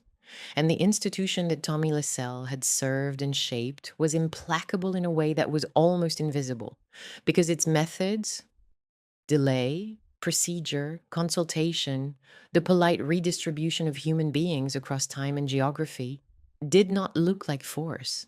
They looked like governance. They looked like care. They looked like the measured, responsible conduct of people who had the crown's interest at heart and who were trying, with the best of intentions, to protect a young woman from the consequences of her own desires. That was the genius of the system. That was what made Tommy Lascelles' control nastier than people realize. The control was disguised as protection. The cage was described as a consultation. And the woman inside it was told again and again that the door was open, that all she had to do was walk through it, accepting the condition, paying the price, surrendering the parts of herself that the institution had decided were too dangerous to keep. By late October 1955, Margaret had seen the full shape of what was being offered. She could marry Peter Townsend, but only in a civil ceremony outside the Church of England, in a register office or perhaps a private room stripped of the ecclesiastical solemnity that every royal marriage in living memory had possessed. She could keep some version of her royal status, but only at the cost of her place in the succession and, in some formulations, her civil list income, the parliamentary allowance that funded her public role and her household. She could have the men she loved, but only if she accepted that the institution she had been born into would treat the marriage as a permanent embarrassment to be managed rather than a union to be celebrated. The door was open. The corridor behind it was narrow, airless, and lined with conditions that made the passage through it feel less like freedom and more like a different kind of imprisonment. Townsend later reflected on this period with the kind of sad clarity that comes from having spent years processing a single wound. He would say that Margaret could have married him only by surrendering position, prestige, and privy purse, and whether that was the whole truth or his own retroactive simplification of something far more tangled, it captured the essence of what the institution had achieved. The choice was not between love and duty. It was between love with conditions that made it feel like a punishment and duty with conditions that made it feel like a life sentence. Neither option contained what Margaret actually wanted, which was simply to be allowed to love someone without the entire constitutional apparatus of the British state rendering its judgment on whether that love was permissible. And Townsend, watching from the margins of a process he could not influence, was beginning to understand something that the public, still hopeful, still romantic, still counting on the fairy tale ending, had not yet grasped. That the institution had never intended to say no, it had intended to say yes in a way that made yes feel like no. That was the sophistication of it. That was what Tommy Lascelles had understood better than anyone, and what the apparatus he had built continued to execute even in his absence. You did not need to forbid a princess from marrying. You simply needed to make the marriage mean something different from what she had hoped it would mean. You needed to hollow out the yes until nothing was left inside it but the sound of the word. The decision, when it came, would be Margaret's. The institution had made certain of that. It had also made certain that whichever way she decided, the institution would survive. The only person who might not survive was Margaret herself. The last days of October 1955 were the days when the machinery completed its work. Not with a bang, not with a confrontation, with the slow grinding accumulation of impossibilities that left Margaret standing in a room where every exit led to a diminished version of herself. The escalation in its final phase was not dramatic in the way that tabloid narratives required drama. It was administrative, it was theological, it was constitutional, and it was devastating precisely because it was conducted in the language of reason, duty, and pastoral concern. The language of men who believed, or needed to believe, that what they were doing was not cruelty, but care. The final consultation moved through the system in the last week of October with a grim procedural inevitability. Eden's cabinet had been formally briefed. The Lord Chancellor, Viscount Kilmuir, had provided his legal opinion on the constitutional implications. The Commonwealth governments had been sounded discreetly through the usual diplomatic channels, and the responses, while not uniformly hostile, had made clear that a marriage between the Queen's sister and a divorced man would create difficulties in realms where the Crown's moral authority rested on precisely the kind of domestic respectability that the Windsors had spent 2 decades projecting. South Africa, under the conservative premiership of the era, was particularly resistant. Australia and New Zealand had their own sensitivities. Canada, constitutionally closest to the Crown's daily business, was cautious. The picture that emerged from the soundings was not a wall of opposition. It was something more insidious, a landscape of discomfort, hedged objections, and diplomatic throat clearing that gave the palace everything it needed to present the marriage as risk the Crown could not prudently take. The word prudently matters because the palace was not in these final days telling Margaret that she could not marry. It was telling her what marrying would cost, and then allowing her to decide whether the cost was bearable. This was the strategy that had been taking shape for 2 years, and it reached its culmination in the last week of October with a precision that suggests not improvisation, but planning. The private secretary's office, Downing Street and Lambeth Palace, had each contributed their piece to the picture.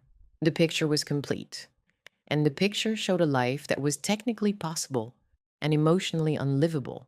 Margaret spent the final days before her decision in a state that those around her described with words like strained, quiet, and withdrawn. Words that do not begin to capture what it must have felt like to be 25 years old and to realize that the most powerful institutions in the country had spent 2 years constructing a set of options designed to ensure that whatever she chose, the institution would be protected. She saw Townsend. They met at the homes of friends, away from the cameras, in rooms where they could speak without being overheard. What they said to each other during those meetings has never been made fully public.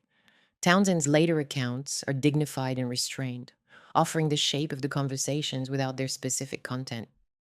What is clear is that by the final days of October, both Margaret and Townsend understood the situation, with a clarity that left no room for the romantic optimism the press was still projecting onto them.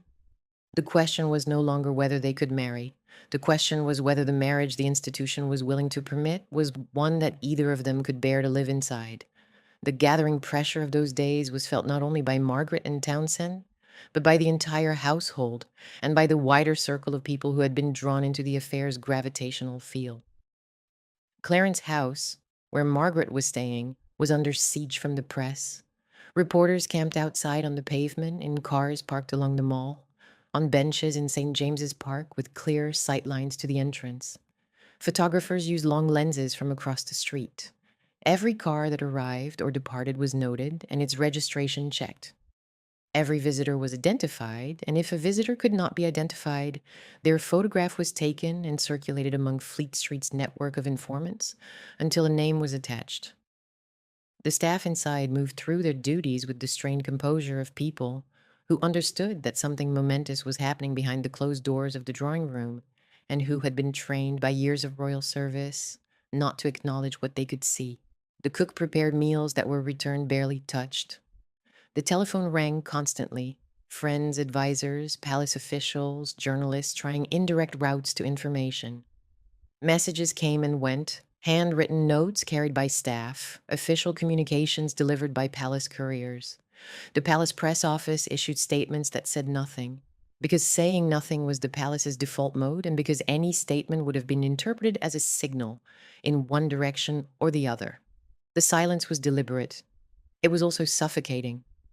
Margaret moved through this atmosphere like a woman walking underwater, present, functional, going through the motions of daily life, but operating at a remove from the ordinary world that was visible to everyone around her. Outside Clarence's house, the country was conducting its own version of the crisis. Letters poured into newspapers and into the palace itself, thousands of them, from ordinary people who felt, for reasons they could not always articulate, that Margaret's happiness was somehow their business. The letters were overwhelmingly sympathetic. Many urged Margaret to marry Townsend regardless of the consequences. Some quoted scripture. Some cited the abdication as a precedent that should be honored, not feared. A smaller number supported the church's position or argued that duty must come before desire. The letters were read, sorted, and filed. They changed nothing. They were the public's voice. And the public's voice in the constitutional architecture of the British monarchy had no formal mechanism of expression beyond Parliament, and Parliament was taking its cue from the government, and the government was taking its cue from the palace, and the palace was taking its cue from a set of institutional reflexes that had been shaped by Tommy Lascelles and his predecessors over the previous 2 decades. The circle was closed. The public sympathy was real. Its power was nil. Elizabeth visited Margaret during these final days. The Queen came to Clarence's house, and the 2 sisters spoke privately. The substance of the conversation has never been disclosed, and Elizabeth, in the decades that followed, never publicly discussed what she said to Margaret during those hours. What can be inferred from the outcome, from the public record, from the accounts of those close to both women, is that Elizabeth did not forbid the marriage. She did not, as some later dramatizations would suggest, issue an ultimatum or make a cold, queenly pronouncement. She laid out this situation as it had been presented to her by her advisors. The church's position, the Commonwealth's sensitivities, the constitutional implications, the terms of the possible compromise, the cost of proceeding and the cost of withdrawing. She presented the facts. She presented them with the restraint and the seriousness that had already become her defining qualities. And she left the decision to Margaret. That act, leaving the decision to Margaret while having spent 2 years ensuring that the decision could only go one way, is either the most compassionate thing Elizabeth could have done or the most sophisticated piece of institutional management in the entire story. It may have been both. The Archbishop of Canterbury had already made his contribution. Geoffrey Fisher's meeting with Margaret, whether it occurred in these final days or slightly earlier in the month, had confirmed what Margaret already knew. The Church of England would not bless the marriage. Fisher's position was not negotiable. It was not personal. It was the position of a church that had held marriage to be indissoluble for centuries and that was not prepared to make an exception for a princess, however sympathetic her circumstances. The meeting would later become one of the most debated episodes in the entire affair. Debated not for what Fisher said, which was doctrinally consistent, but for the effect his words had on a woman who was already carrying the weight of every other institution's objections. Randolph Churchill's later complaint that the rumors of Fisher's influence did incalculable harm to the church captures the public mood accurately. Many people felt that the church had overstepped, that it had used its spiritual authority to close a door that should have been Margaret's, to open or shut.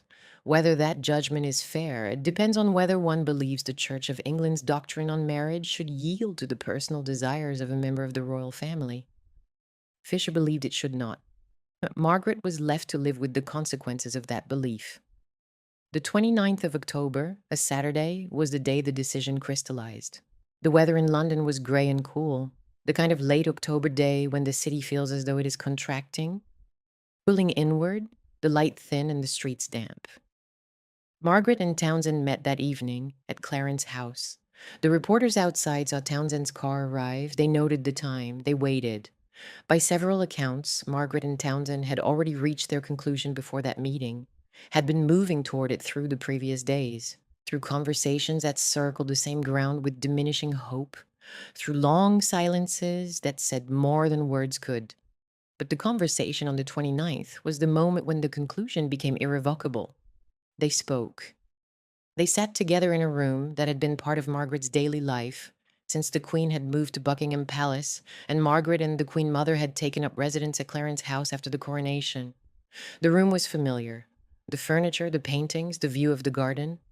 And in that familiar room, surrounded by the physical evidence of a life of extraordinary privilege, two people acknowledged that the privilege had not been enough to protect them, and that the institution they lived inside had been stronger than anything they felt for each other. What passed between them, the specific words, the silences, the things that were said and the things that could not be said, belongs to the two of them and has never been fully shared. Townsend, in his later writings, described the moment with a spare, controlled grief that is more devastating than any dramatic reconstruction could be. He did not dramatize. He did not reach for the language of tragedy. He simply recorded, with the precision of a man who had been trained to file reports under fire, that the decision had been reached and that it was final. He understood what was happening. Margaret understood what was happening, and neither of them could change it because the forces arrayed against them were not human forces that could be argued with or appealed to.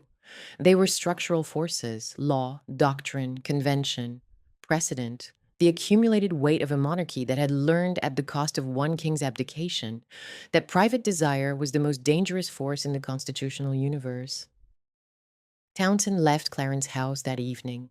The reporters noted his departure.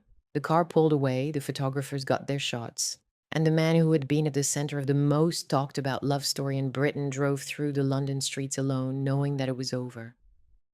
The 30th of October was spent in preparation. The statement was drafted. The precise authorship of the statement has been the subject of some discussion. How much was Margaret's own language? How much was shaped by the private secretary's office? How much was vetted by Downing Street? What is not in dispute is that the statement as released bore the unmistakable marks of institutional drafting. It was careful, it was measured. It used the language of church teaching and Commonwealth duty with a fluency that sounded more like a constitutional document than a personal declaration. And that was exactly the point. The statement was designed to close the crisis cleanly, to make Margaret's decision appear to be the product of her own conscience rather than the product of 2 years of institutional pressure. The institution needed the statement to sound voluntary. It needed the public to believe that Margaret had chosen duty over love, not that she had been maneuvered into a position where love had been made unlivable. The 31st of October, 1955, a Monday, London in late autumn, the light already failing by late afternoon, the trees along the mall stripped to their branches, the city moving through its ordinary routines. while the most scrutinized personal decision in British public life since the abdication was about to be made public. Margaret was at Clarence House. She was 25 years old. She had been in love with Peter Townsend for the better part of a decade, since she was a teenager, since before her father died, since before her sister became queen, since before the world had any idea that the glamorous younger princess had given her heart to a man the institution could not accept. She had waited 2 years while he was exiled to Brussels. She had endured the legal, ecclesiastical, and constitutional consultations of October. She had seen the shape of the compromise. She had spoken to her sister, to the archbishop, to Townsend himself, and she had decided. The day itself was ordinary in the way that days of consequence often are. Staff moved through Clarence House, performing their usual duties. Tea was made. Post was sorted. The autumn light came through the windows and fell on the same furniture, the same carpets, the same rooms that Margaret had inhabited through the happiest and most miserable months of her adult life. She had dressed, she had composed herself. She had at some point during the day read the final version of the statement that would be released that evening and confirmed that it said what she was prepared to say. Whether she wept, whether she was calm, whether she sat in silence or spoke to the people around her, these details are not part of the public record. What is part of the record is the statement itself, and the time of its release, and the effect it had on the country that had been waiting for weeks and months and years to hear what Princess Margaret would do. The statement was released that evening. It was broadcast on the radio. The BBC Home Service carrying it into living rooms across the country, the same radio sets that had carried her father's wartime speeches and her sister's coronation and the daily rhythms of a nation that still, in 1955, gathered around the wireless for its most important moments. It was printed in the late editions of the newspapers. It was read aloud in newsrooms across the country and the Commonwealth. And it said this, not in the exact words, because those belonged to Margaret and to the public record, but in its substance and its devastating effect. That she had been mindful of the Church's teaching that Christian marriage is indissoluble and conscious of her duty to the Commonwealth, and had decided not to marry Group Captain Peter Townsend. There is something about the language that demands attention, not what it says, but what it does not say. It does not say she was forbidden. It does not say she was pressured. It does not say that the terms offered were intolerable, that the compromise was degrading, that 2 years of exile and consultation had been designed to produce exactly this outcome. It says she was mindful. It says she was conscious. It uses the passive constructions of official English, the language of responsibility accepted rather than blame assigned. And it frames her decision as an act of conscience rather than an act of surrender. The gap between what the statement said and what had actually happened was the final, most precise expression of the institution's method. Margaret had been squeezed by three overlapping systems: monarchy, government, church, each operating through its own procedures, each maintaining its own respectability, none willing to take sole responsibility for the outcome. And the statement, drafted with their collective approval, attributed the decision to Margaret's faith and Margaret's duty, as though faith and duty had operated in a vacuum, untouched by the 2 years of administrative violence that had preceded them. The nation heard the statement and responded with a complicated mix of sympathy, sadness, and relief. The popular press mourned the fairy tale. Headlines spoke of sacrifice, of duty, of a princess who had put the crown before her heart. The Mirror and the Express and the Mail ran photographs of Margaret that made her look young and beautiful and alone. And the combination of youth and beauty and aloneness was exactly the kind of image that sold newspapers and generated the public sympathy that the palace had been quietly working to avoid for 2 years. The broadsheets praised Margaret's sense of duty. The Times ran an editorial that spoke of the decision in terms of constitutional wisdom and personal courage, though whether the editorial's language had been influenced by the same minds that had shaped the statement itself was a question nobody in Fleet Street was inclined to pursue. The Church expressed quiet satisfaction, not triumph, because triumph would have been unseemly, but the particular kind of institutional relief that comes when a crisis resolves in the direction you advocated without requiring you to take public responsibility for the resolution. The palace expressed nothing at all, which was its preferred mode of expression in moments of maximum delicacy. The institutional equivalent of leaving the room after the sentence has been delivered. And Margaret, behind the closed doors of Clarence House, was left with the aftermath of a decision that had been hers in name and the institution's in construction. Peter Townsend heard the news and accepted it with the discipline that had defined his entire involvement in the affair. He did not give interviews. He did not make public statements of his own. He did not weep for the cameras or rage against the system that had taken 2 years of his life and the woman he loved and returned to him nothing but the freedom to start over in a world that would forever identify him as the man Princess Margaret did not marry. He was at a friend's house when the statement was released. He listened to it on the radio. He heard Margaret's words, the words about the church's teaching and the Commonwealth's expectations, and he heard, beneath the official language, the sound of something ending that had begun in the private rooms of a king's household when she was a teenager and he was a war hero, and the world had not yet decided that what they felt for each other was a problem. His silence in the hours that followed was not weakness. It was the same quality that had made him a war hero and a trusted courtier, the ability to absorb damage without displaying it, to maintain composure when composure was the only thing left. But silence, in this story, was also the institution's preferred outcome. A quiet ending, a dignified resolution, no blood on the carpet, no fingerprints on the weapon. Elizabeth received the news with the private relief of a sovereign whose crown had survived another crisis and the private grief of a sister who understood, in a way that no one outside the family could fully grasp, what that survival had cost. She did not issue a public statement. She did not need to. The institution had spoken through Margaret's words, and the institution's message was clear. The post-abdication monarchy had held. The line between private desire and public duty had been maintained. The lesson of 1936 had been reinforced for a new generation. And the cost, Margaret's happiness, Townsend's career, the private futures of two people who had done nothing wrong except fall in love inside a system that treated love as a security threat, had been absorbed by the individuals rather than by the institution. That was how it was supposed to work. That was how Tommy Lascelles had always understood it should work.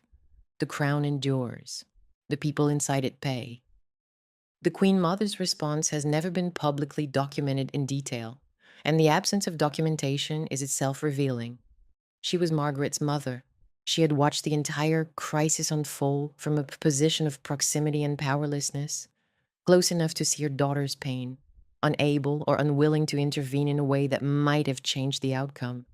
Whether she felt relief that the crisis was over, or guilt that she had not done more to prevent it, or grief for what Margaret had lost, or some impossible combination of all three, she kept to herself.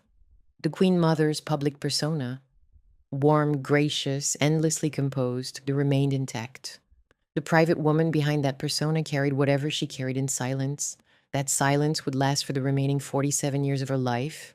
Geoffrey Fisher returned to his duties at Lambeth Palace. Anthony Eden returned to the growing crisis in the Middle East that would, within a year, consume his premiership entirely. Michael Adine filed the relevant papers and moved on to the next item in the sovereign's schedule. The machinery of state, having processed the Townsend affair to its conclusion, resumed its ordinary functions with the efficiency of an apparatus that had been designed to handle exactly this kind of problem, and had handled it exactly as designed.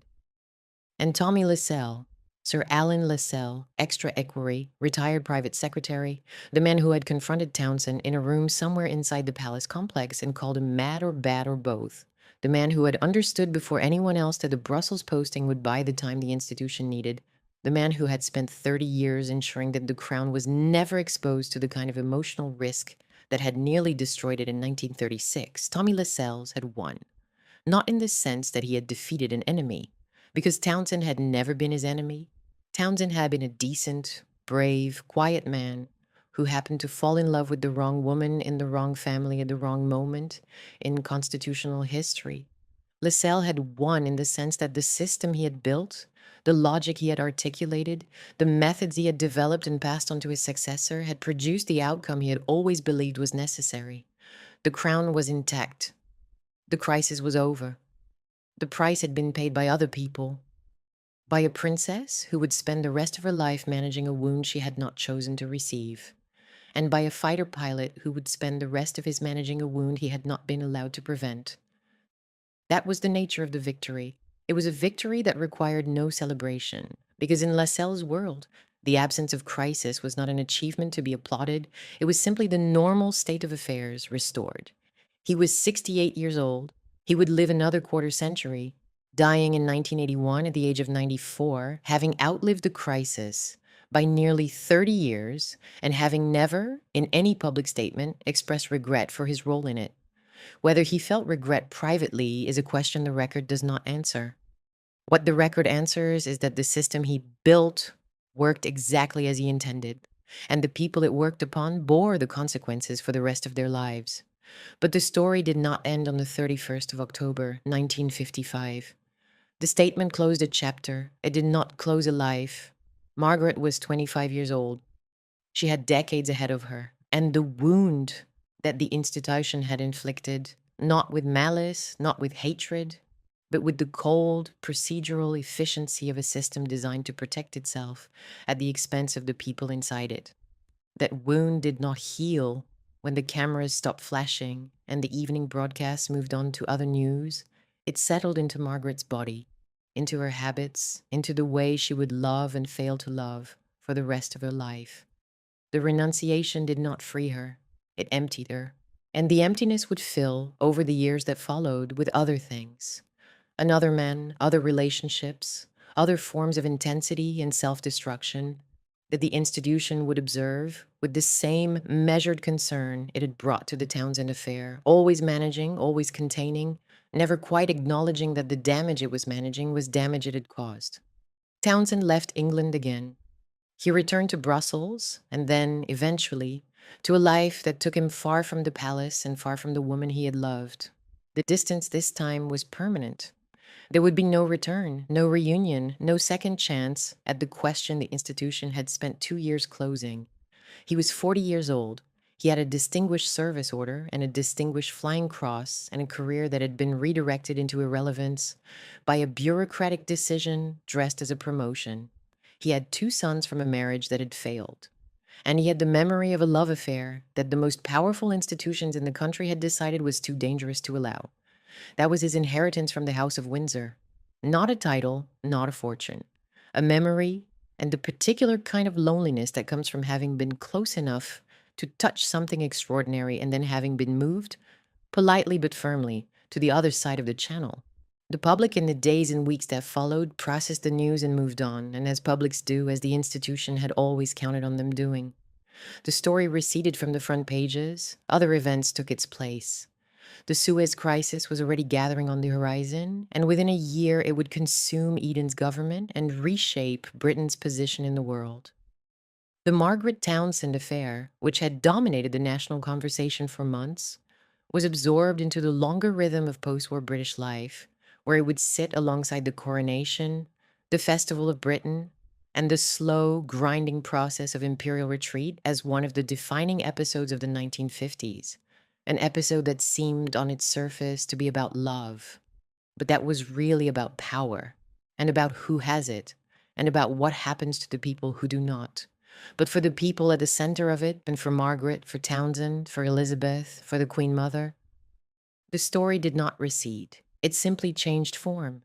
It became the thing that had happened, the thing that could not be undone, the thing that would shape every relationship, every decision, every private hour, for the rest of their lives. The institution had achieved what it needed. The people inside it would spend decades living with what the achievement had cost. And the cost, as the years that followed would prove, with a thoroughness that no one in the autumn of 1955 could yet imagine, was far higher than a single renunciation, far wider than 2 broken hearts, and far more enduring than any of them, Margaret, Townsend, Elizabeth, even Tommy Lascelles himself, had the foresight to predict. The aftermath moved with the speed that aftermath always does.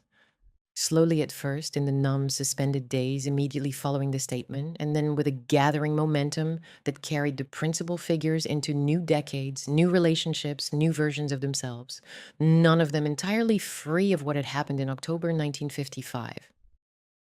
The first weeks after the announcement had a quality of enforced normality. The press, having exhausted the story's dramatic potential, moved on to other subjects. The public, having been invited to invest emotionally in a love affair and then told the love affair was over, experienced a brief collective grief that faded quickly, as collective grief always does when the people at the center of it are strangers, seen through newsprint and television glass. Margaret resumed her public duties. She attended engagements. She smiled. She wore her clothes with the same care she had always taken, and the performance of normalcy was itself a kind of violence, because it required her to behave as though what had happened was a decision she had made freely, rather than a conclusion she had been guided toward by 2 years of institutional pressure. The palace needed the normalcy. It needed the story to close cleanly. It needed the public to believe that Margaret was sad but resolute, dutiful but not defeated. And Margaret, who had been performing for the institution since she was 6 years old, gave the performance that was required. Peter Townsend left England for the last time as a figure in Margaret's story, within days of the announcement. He returned to Brussels, but Brussels was no longer a destination with a purpose. The posting that had been created to keep him away from Margaret had served its function, and the function was now complete. He resigned from the Royal Air Force, the service that had made him, that had given him his identity, his decorations, his sense of who he was in the world. And he stepped into civilian life at the age of 40, with no career, no wife, no clear direction, and a name that would follow him for the rest of his days, not for the aircraft he had shot down over Kent, but for the princess he had not been allowed to marry. He traveled.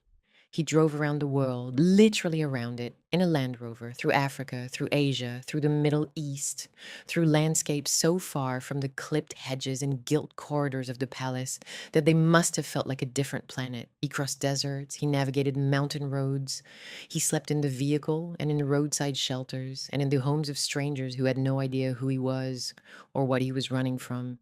He wrote about his travels with the same quiet precision that characterized everything he did.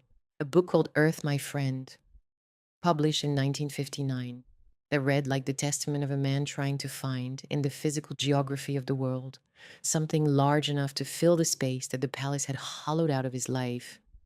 And then, in 1959, he married Marie-Luce Germain, a Belgian woman, 25 years his junior, whom he had met in Brussels during his years of exile. She was young. She was outside the world that had hurt him. She was perhaps a chance to start again in a way that was not haunted by the name Windsor. The marriage was quiet. The ceremony was civil.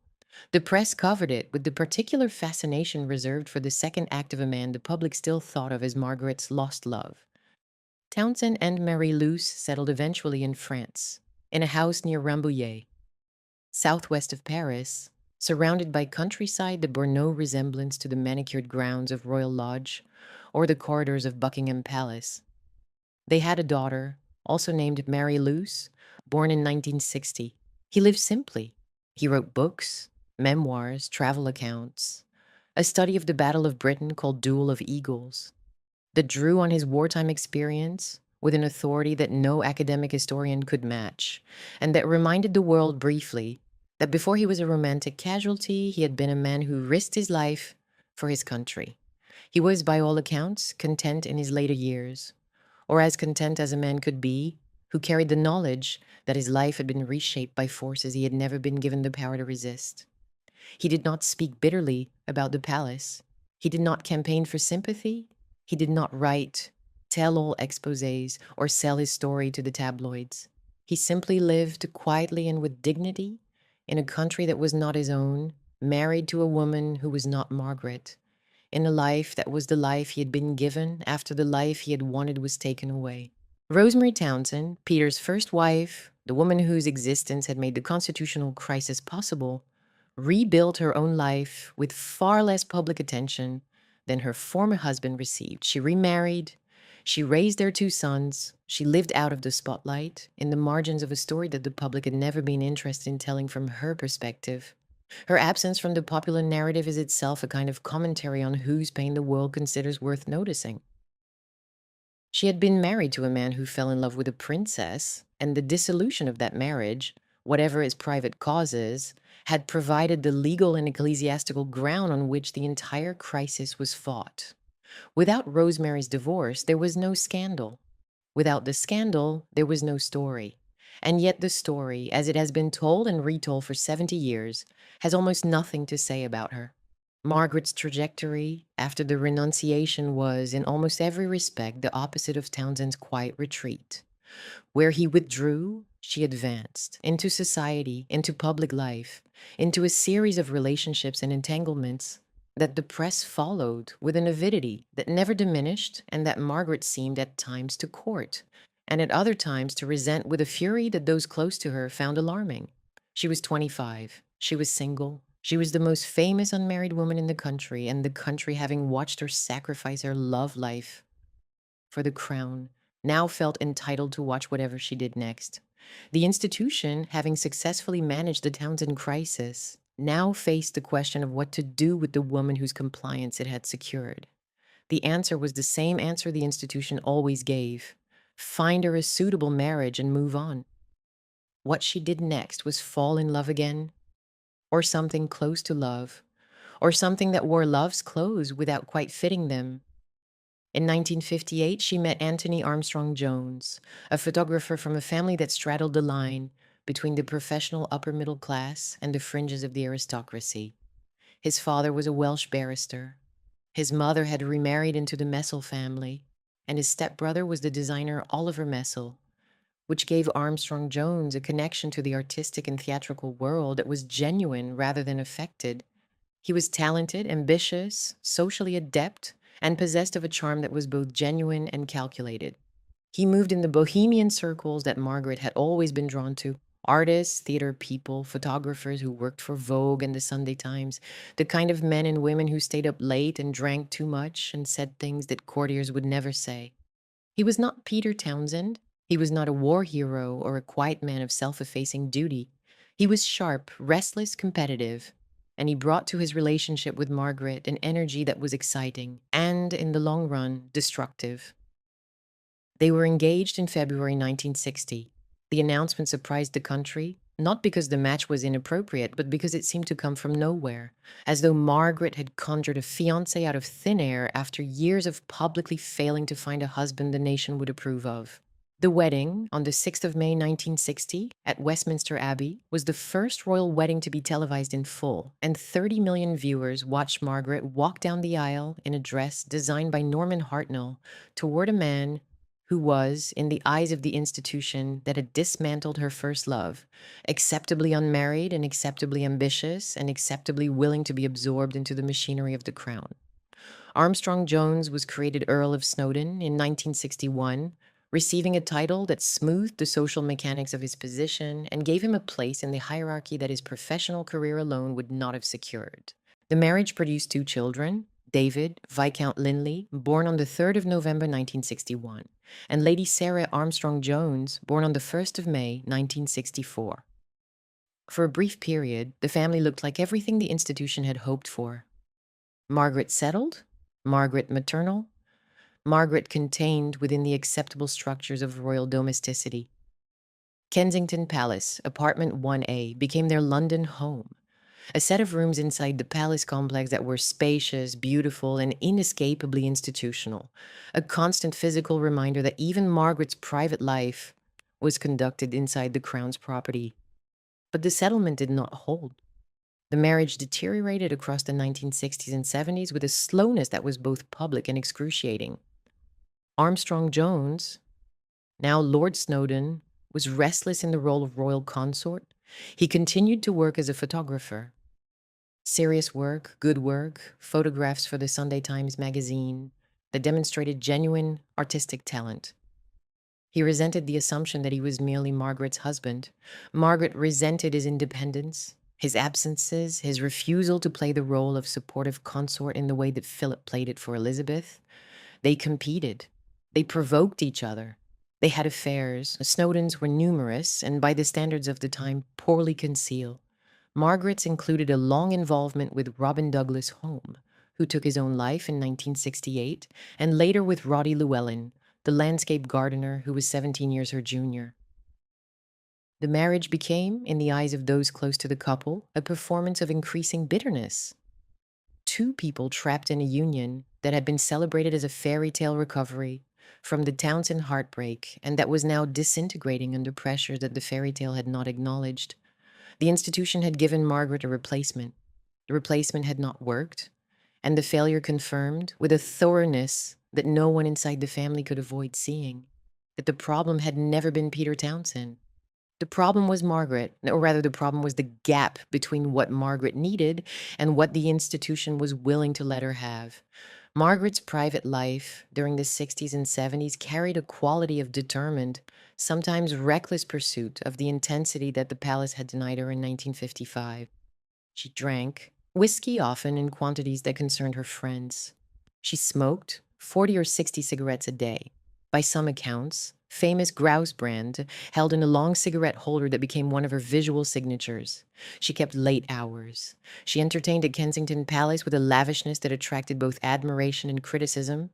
She holidayed on the island of Mystique in the Caribbean, where she had been given a plot of land by her friend Colin Tennant as a wedding present, and where she built a house called Les Joliot that became, in the public imagination, a symbol of royal excess and tropical escapism.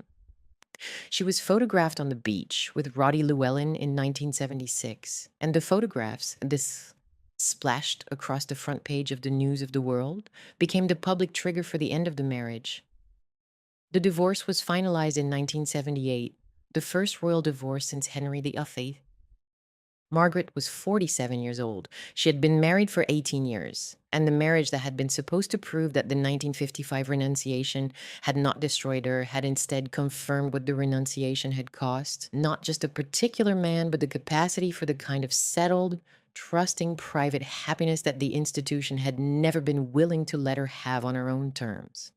The Queen Mother watched all of this from the dignified remove that had become her permanent posture. She remained publicly warm, publicly beloved, publicly the most popular member of the royal family, and a status she maintained with extraordinary consistency across 5 decades of widowhood. She continued her public duties well into old age. The engagements, the visits, the garden parties, the endlessly photographed smiles that concealed whatever private assessments she was making of her younger daughter's unraveling marriage and restless unhappiness. She lived at Clarence House and at the Castle of May in Caithness, the remote Scottish retreat she had purchased and restored in the 1950s. And she maintained a social life that included large quantities of gin and Dubonnet and the company of old friends who understood the rules. The first rule being that certain subjects were not discussed. She never publicly discussed the Townsend affair. She never publicly acknowledged her role or her failure to act in the crisis that had shaped her younger daughter's life. She never said in any recorded interview or public statement whether she regretted the silence she had maintained in the summer of 1953 or the autumn of 1955. That silence endured until her death on the 30th of March, 2002, at Royal Lodge in Windsor Great Park at the age of 101. She had outlived the crisis by nearly half a century, and she had spent that half century maintaining the composure that the institution valued above almost everything else. Whether the composure cost her anything, whether there were private hours when the mother inside the matriarch grieved for what her daughter had lost, is a question that died with her. Elizabeth continued to reign. The Townsend affair became, in the longer arc of her monarchy, one crisis among many, followed by the Suez disaster that consumed Eden's premiership within a year, by decolonization and the slow transformation of empire into Commonwealth, by the troubles in Northern Ireland, by the slow-motion collapse of her own children's marriages in the 1990s, and by the public grief and private reckoning that followed Diana's death in 1997. But the Margaret crisis had been the first test of her personal authority as sovereign, and its resolution and or its management established a pattern that would recur for decades. The Queen as the steady center, the family's problems absorbed by the institution's survival purchased at the cost of individuals' happiness. Each subsequent crisis echoed the Townsend affair in its structure, if not its specifics. A member of the family wanting something the institution could not comfortably provide, and the institution finding ways to manage the wanting until it either subsided or became someone else's problem. Charles and Diana, Andrew and Fergie. The pattern was always the same. The palace managed, the individuals paid, Elizabeth presided. Whether she ever regretted the way the Townsend affair had been handled, whether she lay awake at night in the decades that followed, wondering what would have happened if she had overruled her advisors and simply let Margaret marry the man she loved, is a question that she never answered and that no one with any certainty can answer for her. She died on the 8th of September, 2022, at Balmoral, at the age of 96, having reigned for 70 years. The longest serving monarch in British history, the most constitutionally disciplined, and the woman who had sat in a room with her sister in October 1955 and presented the options that the institution had constructed, knowing that the options left only one livable choice. Tommy Lascelles lived on quietly for another quarter century after the crisis he had helped to manage. He died on the 8th of August, 1981, at the age of 94. His obituaries noted his long service to the crown, his constitutional acumen, and his role in the smooth transition between George VI and Elizabeth II. They did not dwell on the Townsend affair, the full measure of his involvement in the crisis, the confrontation, the Brussels posting, the 2 years of institutional pressure, would not become a matter of widespread public attention until much later, when dramatizations and biographies brought his name back into the light and gave it the colder shading that it carries today. The story's cultural afterlife has been substantial and revealing, a measure of how deeply the Townsend affair embedded itself in the national imagination and of how different generations have read the same events. The first major dramatization came not from television, but from the steady accumulation of memoirs, biographies, and journalistic accounts that appeared from the 1960s onward.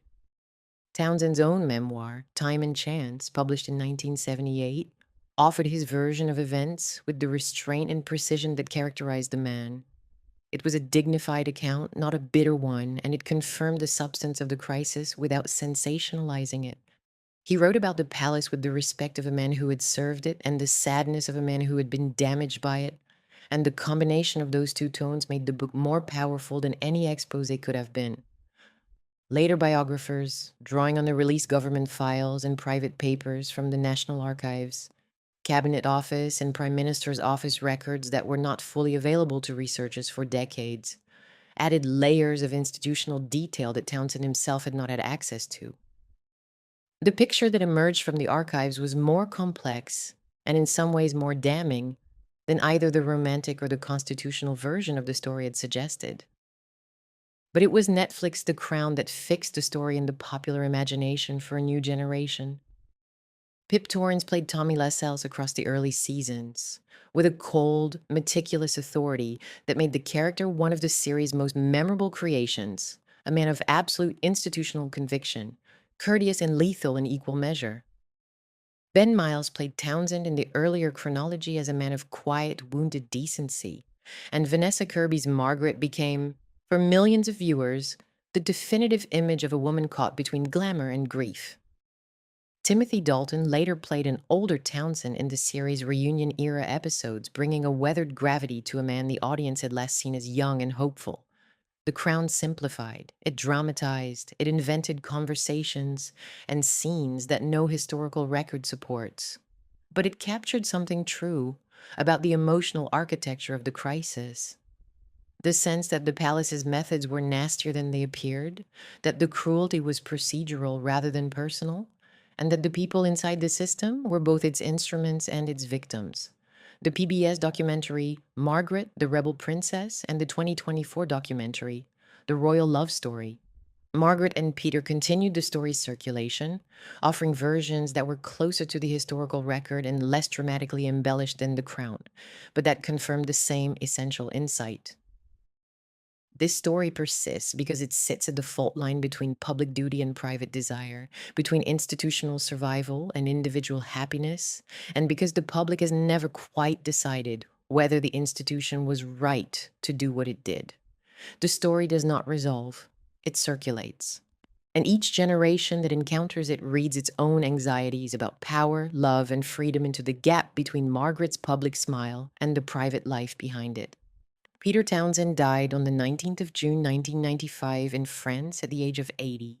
He was remembered in his obituaries as a war hero and as the man who had loved Princess Margaret. in that order, though the second identity had long since overtaken the first in the public mind.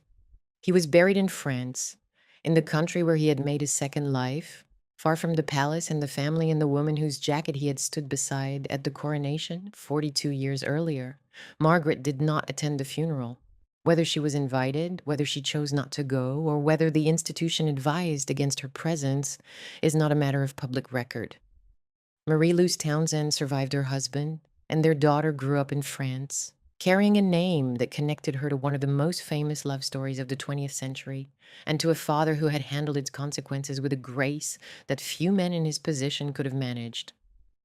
Margaret herself died on the 9th of February, 2002, at the King Edward VII Hospital in London after suffering a stroke.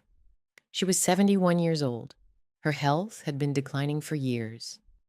The decades of heavy smoking had taken their toll, and she had suffered a series of strokes in the late 1990s. In 1999, she suffered severe burns to her feet in a scalding bath accident at her home in Kensington Palace that left her with limited mobility and in considerable pain. In her final years, she was seen in public in a wheelchair, wearing dark glasses to protect eyes weakened by migraines, visibly diminished from the vivid, sharp, magnetic woman she had been. The distance between the Margaret of the coronation, 22, dark-haired, blue-eyed, brushing lint from the jacket of the man she loved, and the Margaret of the final photographs was not merely the distance of age. It was the distance of a life that had been shaped from its most important turning point, by forces the woman inside it had never been given the power to resist. Her death came 7 weeks before the Queen Mother's on the 30th of March. The two losses, arriving so close together, were absorbed by the institution, with the same composure that had characterized its handling of every crisis since the abdication. The Queen grieved privately. The nation acknowledged the deaths. The machinery continued. Anthony Eden, whose government had explored the compromise that Margaret ultimately rejected, did not survive his own crisis. The Suez debacle of 1956 destroyed his premiership, and he resigned in January 1957, broken in health and reputation. He died in 1977. Geoffrey Fisher retired as Archbishop of Canterbury in 1961 and died in 1972. Michael Ledeen served as the Queen's private secretary until 1972, managing the Crown's affairs through 2 decades of social transformation, and died in 1984. Each of these men had played his part in the architecture of October 1955, and each of them moved on to other concerns, other crises, other chapters of institutional life, without the Townsend affair defining their legacy in the way it defined Margaret's and Townsend's. That asymmetry is itself a feature of the system. The men who operate the machinery move through it and beyond it. The people processed by the machinery carry its marks for life. David Armstrong Jones, the second Earl of Snowdon, is in his 60s now. He works as a furniture maker and designer, operating under the professional name David Lindley, and he has built a reputation for craftsmanship that is admired independently of his royal connections. He has built a life that is connected to the royal family, but not consumed by it. A life of craft, of skill, of deliberate distance from the kind of public scrutiny that consumed his mother. Lady Sarah Chatto, Margaret's daughter, lives quietly in London with her husband, the artist Daniel Chatto. She does not seek publicity. She does not give interviews. She attends family occasions, weddings, funerals, the annual Christmas gathering at Sandringham. And she maintains the kind of composed private existence that her mother was never able to achieve. Margaret's grandchildren are growing up in a world that their grandmother helped to make possible. A world in which the monarchy's relationship with divorce, remarriage, and personal choice has been fundamentally altered, in part because the Townsend affair taught the institution, at terrible cost, that the absolute enforcement of the old rules was unsustainable. The official royal record still describes Margaret in terms of her service, her patronages, her support for the arts, the Royal Ballet, the National Society for the Prevention of Cruelty to Children, the English National Opera, the dozens of organizations to which she lent her name and her time across 4 decades of public life. It knows her public work. It knows her children. It presents her life as one of contribution to the crown and to the cultural life of the nation. That framing is not false. Margaret did work. She served. She gave her time and her energy to causes she cared about. And the people she met in the course of that work often spoke of her warmth, her sharpness, her genuine interest in the lives of others. But the framing is incomplete in the way that institutional records are always incomplete. They record what the institution wishes to be remembered and omit what the institution wishes to forget. What the record omits is the cost. The cost of the Townsend affair, the cost of the marriage that followed, the cost of a life lived inside a system that valued Margaret's symbolic presence and policed her personal freedom with equal determination. The record does not say that Margaret was broken by what happened in 1955.